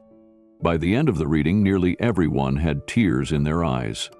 A staff member from the Aurora Foundation brought forward a small certificate. It was a Lifetime Literacy Achievement Award, signed by Keanu and the board of the foundation. But Ruth didn't care for the paper. She looked instead at the faces. The children, the rows of books, the echo of purpose, returning to a space she thought had faded long ago. When the ceremony wound down, Keanu walked her to the garden behind the building where a single tree had been planted in memory of her husband Thomas. A small bench sat beneath it, with the inscription, "To the man who wondered, and the woman who guided." Ruth ran her fingers over the engraving and whispered something only the wind could hear. As the day wound down and the guests slowly trickled out, Ruth remained seated on the bench under the tree, her cane resting beside her. Keanu sat next to her, quiet, watching the sunlight filter through the leaves above. Neither of them spoke for a long while. The silence wasn't awkward. It was full, warm, like a shared understanding that didn't require words. Finally, Ruth turned to him. "Did you ever imagine something like this would come out of helping a stranger carry groceries?" Keanu gave a faint smile. "Not in a million years." She looked back toward the library, where a few children were still inside, laughing softly with the librarian. "You know, I thought my chapter was ending. I'd given away most of my books, thinking maybe it was time to rest. But now I feel like I've been given a few blank pages." He nodded. "You have. And you're filling them." She reached out and gently patted his hand. "And what about you? Why did you start helping people anonymously, Keanu?" He thought for a moment, then answered slowly. "I think I spent a long time searching for meaning. I had the success, the fame, the noise, but there were quiet places inside me that still felt hollow. The foundation let me listen instead of speak, let me give without expecting thanks. It helped heal parts of me that no spotlight ever could." Ruth absorbed his words in silence. Then she said softly, "I used to think my husband was the only soul who saw me.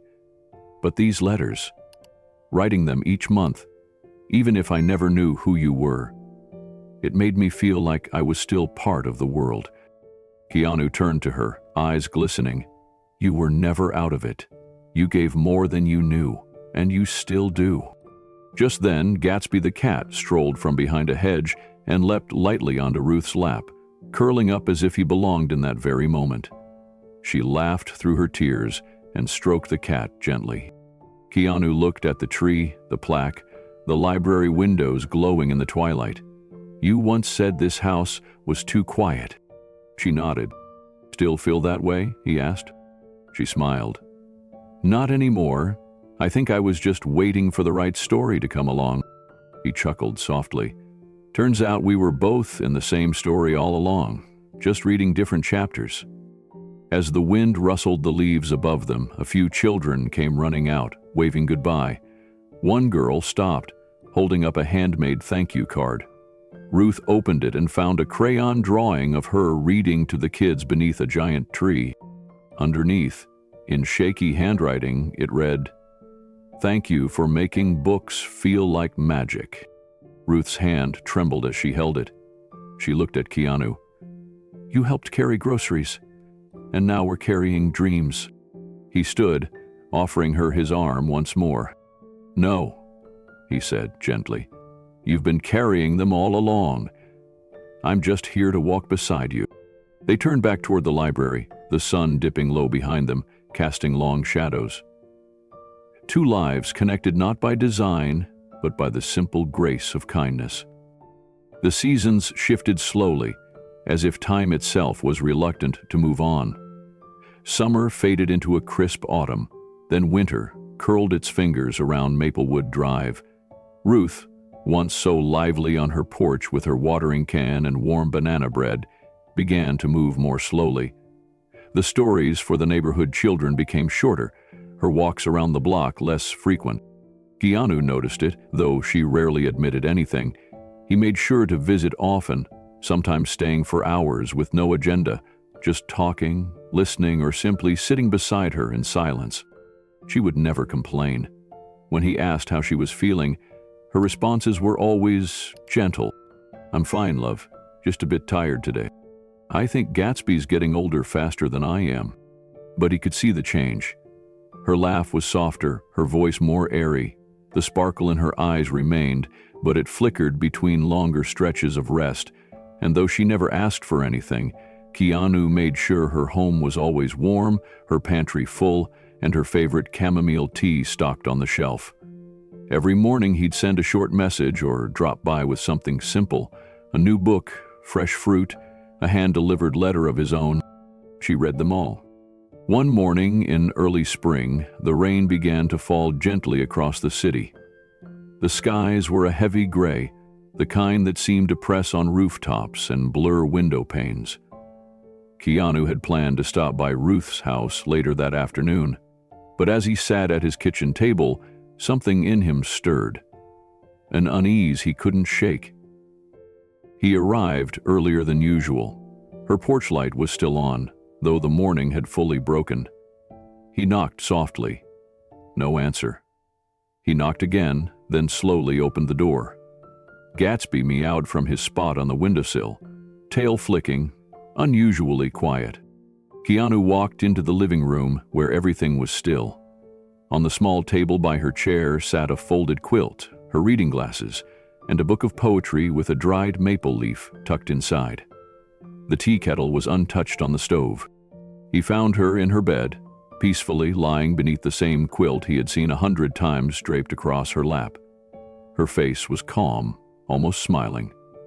The rain tapped softly against the window beside her. She looked like she had simply drifted into a dream. His breath caught. His steps froze. And in the stillness of that moment, he sat beside her, head bowed. There were no dramatic tears, no cries of anguish. Only silence and the quiet ache of losing someone whose presence had filled more than just a house. Ruth had come into his life as a stranger in a grocery lot. And now she was gone as someone irreplaceable. Later that day, the hospice nurse handed him a small box Ruth had left behind with instructions. On top was a sealed envelope, slightly yellowed at the edges. Written in the same graceful script he knew so well were the words, "To the stranger who became my family." His hands trembled as he opened it. Inside was a single sheet of stationery, neatly folded. Alongside it, an old black and white photo of Thomas in costume during one of his stage performances. The third item, a pressed maple leaf, delicate and preserved, rested between the two like a bridge. He unfolded the letter with care, eyes already misted. The letter began with her familiar warmth. "My dear friend, if you're reading this, then my story here has quietly come to its end. I imagine you're sitting by the window, maybe with Gatsby watching over you, and the sky is a little gray. Don't let it weigh on you. I always loved the rain." Keanu paused, pressing his palm flat over the page. He could hear her voice in every word, steadfast, graceful, and touched by a quiet humor. "I never had children of my own. That wasn't something Thomas and I were blessed with. But I always wondered what it would have been like to be truly seen by someone in this world, to be remembered when my hands couldn't hold books anymore, when my garden wilted a little sooner than it used to." Her words were written with clarity and deep honesty. There was no fear in her voice, only peace. "You saw me, not because you had to, not because the world expected it, but because that's who you are. You helped a woman who once walked invisible through grocery aisles. You brought warmth into a home that was growing colder. You answered letters no one else ever read. Keanu blinked, tears slipping quietly down his cheeks. And when you carried those groceries without knowing my name, it felt like the world had finally tilted back into place. Funny, isn't it? We think miracles are loud, but maybe they arrive on rainy days, with a quiet hand and kind eyes. There was a smudge of ink near the bottom, as if she'd hesitated, perhaps even cried while writing the next part. Thomas would have loved you, I truly believe that, and I hope, somehow, you felt him with us when you watched his final performance. That man gave me decades of love, and you gave me the last chapter of peace. Keanu closed his eyes and held the letter to his chest for a long time. When he opened them again, he returned to the final lines. Promise me you won't fade into the background again. The world needs your kindness, your presence, your strange habit of showing up exactly when someone needs you most. Carry me forward, just a little longer. Tell my story when the time is right. And keep the maple leaf. It was always my favorite symbol, because even in falling, it holds beauty, with love that never dimmed. Ruth?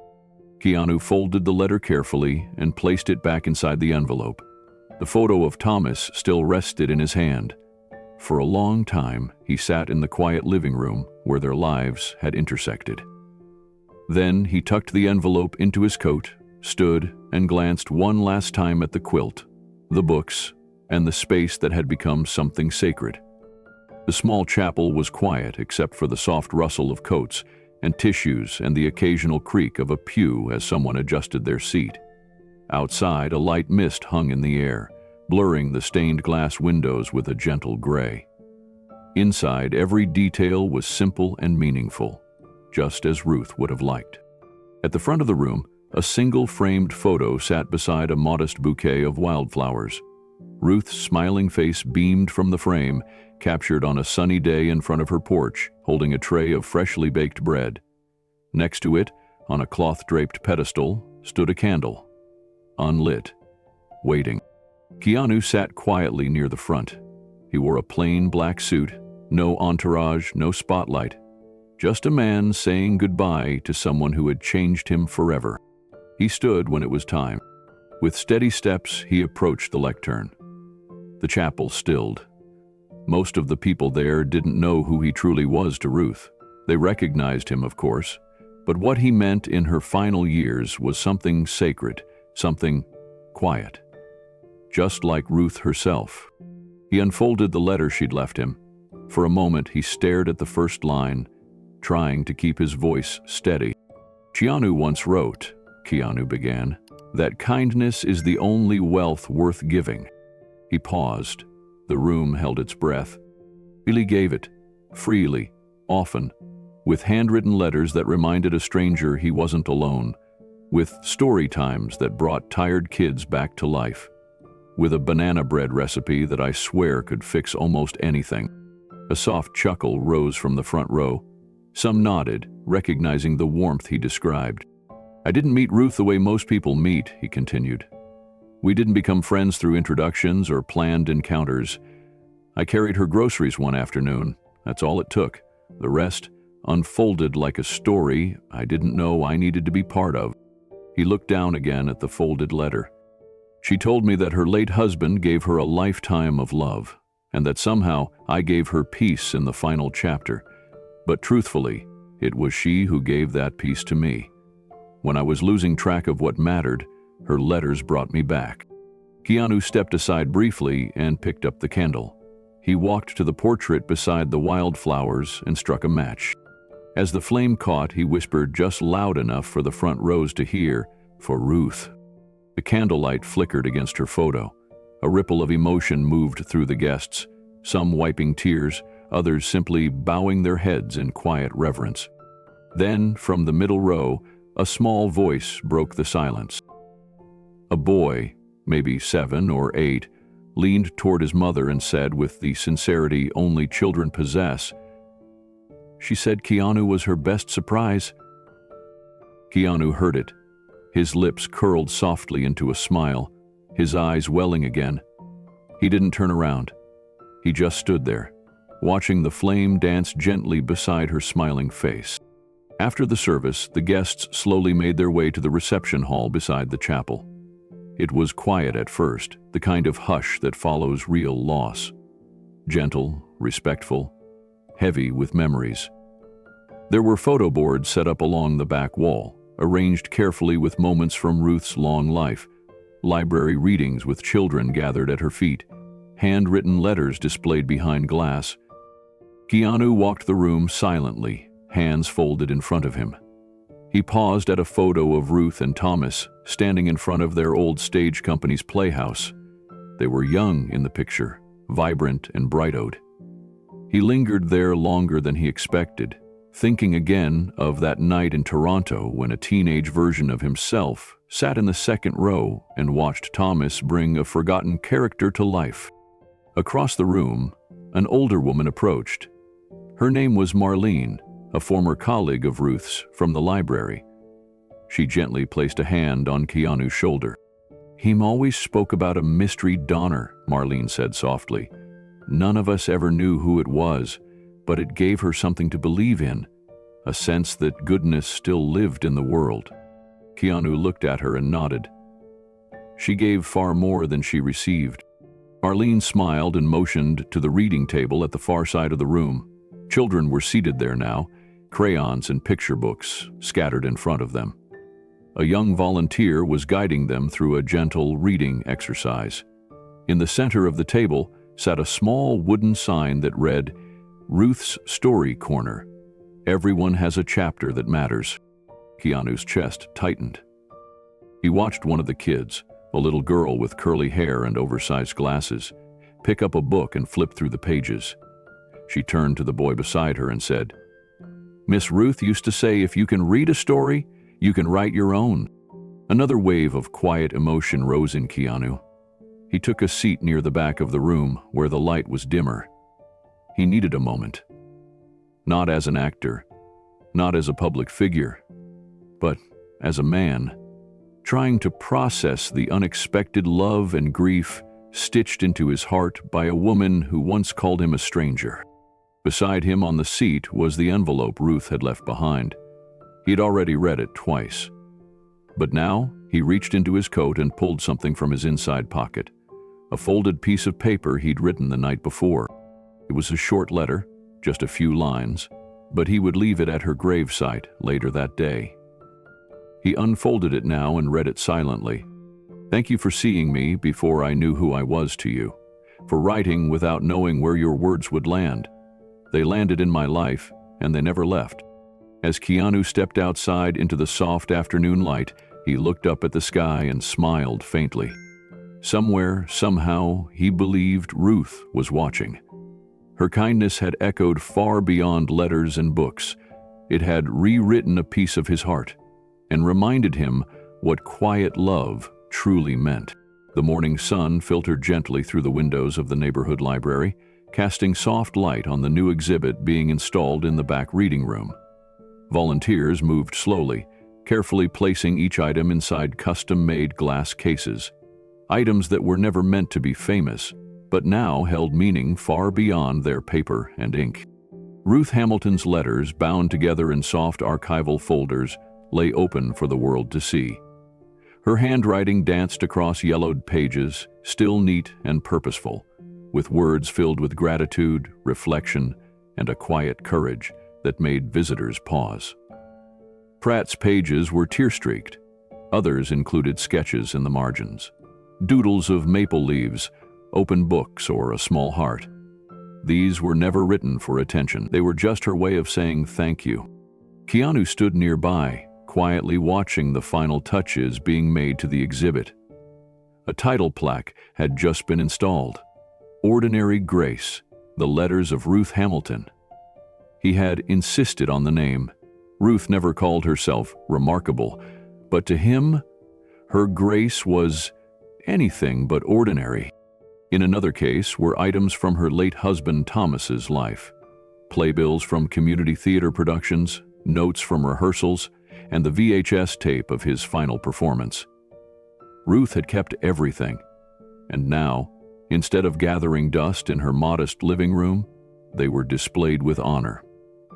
A timeline was printed beside the glass, connecting Ruth and Thomas's humble lives to broader events in the city. At the bottom, a quiet mention noted that the exhibit had been funded in full by an anonymous donor. But the library staff knew, and the children who once sat on Ruth's porch did too. And though Keanu's name appeared nowhere in the exhibit, it didn't need to. The bond between them was stitched into every sentence she had written. And now her voice would continue to speak, one letter at a time, to anyone who paused long enough to listen.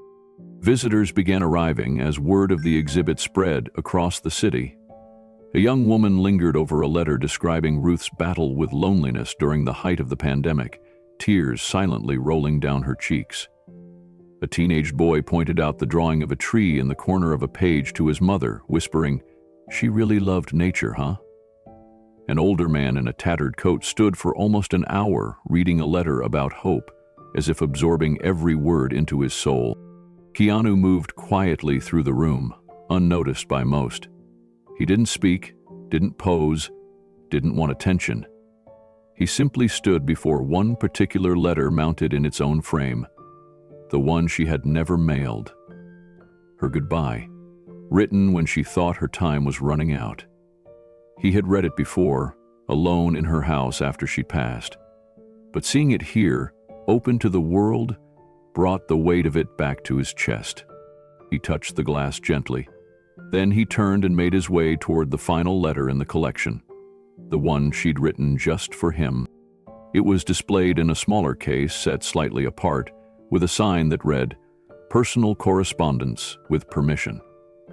The envelope, faded and soft at the corners, was labeled in Ruth's handwriting, "To the stranger who became my family." The original had been returned to Keanu after the exhibit was arranged, but a carefully mounted facsimile now sat where visitors could appreciate the care of the words, even if they couldn't read the contents. Keanu remembered the day he opened it. It had come into his hands a few hours after the hospice nurse called. There was no ceremony, no dramatic moment, just a sealed envelope left on her nightstand, as if she knew he'd be there. He had unfolded it slowly, fingers trembling. The letter began simply, "Dear you," she had written. "You who carried my groceries, lifted my spirit, and somehow knew exactly when to walk into my life." The words that followed were gentle, winding through gratitude and memory, circling back to the day she first received the anonymous gift that kept her heat on through winter. "I didn't know what grace meant until that day," she wrote, "and I've spent every moment since trying to deserve it." She had written about Thomas, how much she missed him. "There are some silences only love can survive," she said. "But meeting you made it less quiet. You reminded me of what life still offered." Keanu had cried then, holding the paper to his chest. Now, rereading those lines under museum lights, he felt the same ache and warmth merge in his chest. She ended the letter with a pressed maple leaf tucked inside. "A symbol of resilience," she wrote.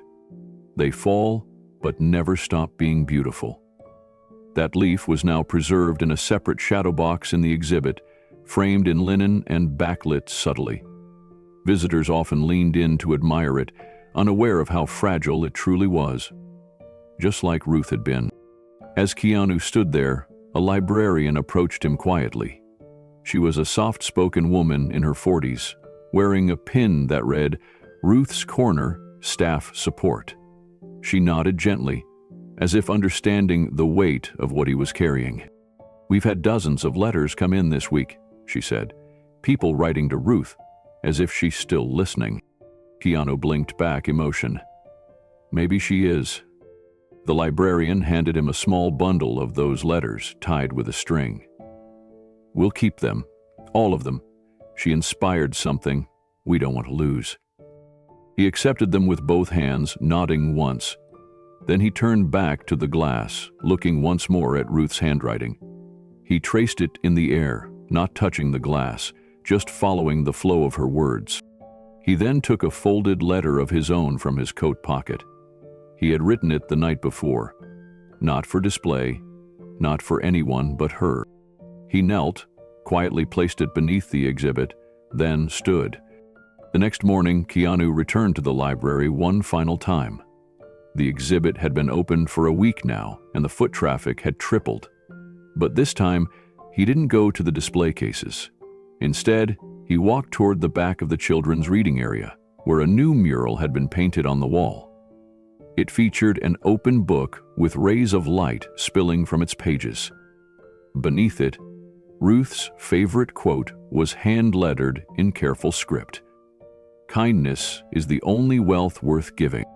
He sat down in one of the small wooden chairs meant for children and looked around. The space was alive.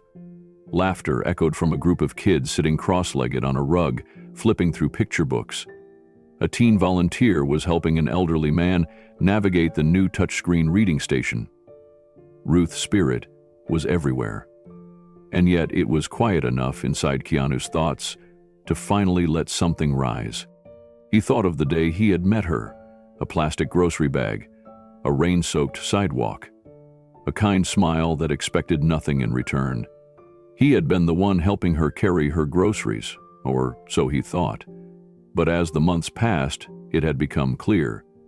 She had been helping him carry something too, something heavier, something unspoken. Grief, loneliness, the quiet ache of years filled with noise but missing warmth. Her porch had become a sanctuary, her banana bread an offering, her laughter a healing. Every word in those letters she wrote, never knowing who would read them, had found a home inside him. And now, as the world read those same words, he realized they weren't meant to change a life. They were simply meant to remind others that someone still cared. He rose slowly and walked outside, the morning sun warming his shoulders. As he stood on the steps of the library, he spoke quietly, not to the crowd, not to a camera, but as if speaking to the sky. "We walk past hundreds of people every day," he said. "Some are strangers, others are chapters of our own story, just waiting to be opened." He paused, eyes soft with memory. "I didn't recognize Ruth at first. I didn't know who she was. But kindness doesn't need a name to matter. It just needs a heart willing to act." The wind picked up gently, carrying a swirl of leaves down the sidewalk. One of them, a faded red maple leaf, drifted past him before settling at the base of the stairs. Keanu bent down, picked it up, and smiled to himself. "You never know whose life you're walking into," he said quietly. "Sometimes all it takes is offering to carry a bag, and you end up carrying your own heart home." He turned, stepping off the library steps and back into the city. Later that evening, Keanu sat by the window of his quiet home, a mug of tea in his hands and Gatsby the cat curled at his feet.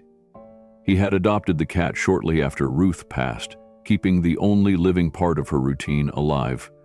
Gatsby still scratched at the same cushion every morning and sat by the door around the same time Ruth used to return from the library. It was uncanny, comforting. Keanu stared out at the stars above the hills. Ruth would have called them tiny lamps lit by the souls of those who had finished their chapter. He could hear her voice in his mind now, steady, warm, always turning the simplest moments into poetry. He reached into the drawer by his side and pulled out one last letter. It wasn't Ruth's, it was his, unsent, written the night after the gala when he couldn't sleep. He had poured his heart into the pages, unsure he'd ever have the courage to show her. "Dear Ruth, you don't know what you've done for me. Not really. You think I gave you something by funding those groceries, but the truth is, you gave me a place to land, a reason to show up. You gave me back the rhythm of being still. Your porch was the only place I didn't feel like I had to perform, and when I saw that VHS tape of Thomas, I realized I'd been chasing a shadow of meaning for years, and it had been sitting in your living room the whole time. Thank you for giving me your stories. Thank you for reminding me that quiet matters, that small acts change lives, that not every legacy wears lights or applause. You were never a stranger. You were a teacher I didn't know I needed. Keanu folded the letter again. He still hadn't decided what to do with it. Maybe he'd leave it in the exhibit someday. Or maybe it was meant just for him. His phone buzzed, a message from the librarian. A young girl asked today if Ruth's books are available to check out. Thought you'd want to know. He smiled. Ruth would have loved that. Then he typed a short message and posted it on social media, something he rarely did. I met someone who changed my life with banana bread, porch talks, and a cat named Gatsby. If you're lucky, you'll meet someone like that too. Be kind. You never know whose story you might be walking into. Then he added 2 questions beneath the post. Have you ever met someone who changed your life unexpectedly? What's the smallest act of kindness that made the biggest difference for you? He didn't care how many likes it got, but if it nudged one person to look up from their phone, to offer a seat, to carry a bag, then maybe Ruth's spirit would ripple on. He looked up again, this time not at the stars, but at a framed photo sitting on the mantel. It showed Ruth, Thomas, and Keanu in front of the library, laughing, their arms around each other. 3 lives, completely different, inexplicably connected. And beneath the photo, carved into the frame, were the words Ruth had once written in a letter. It doesn't take much to matter, just attention, just love.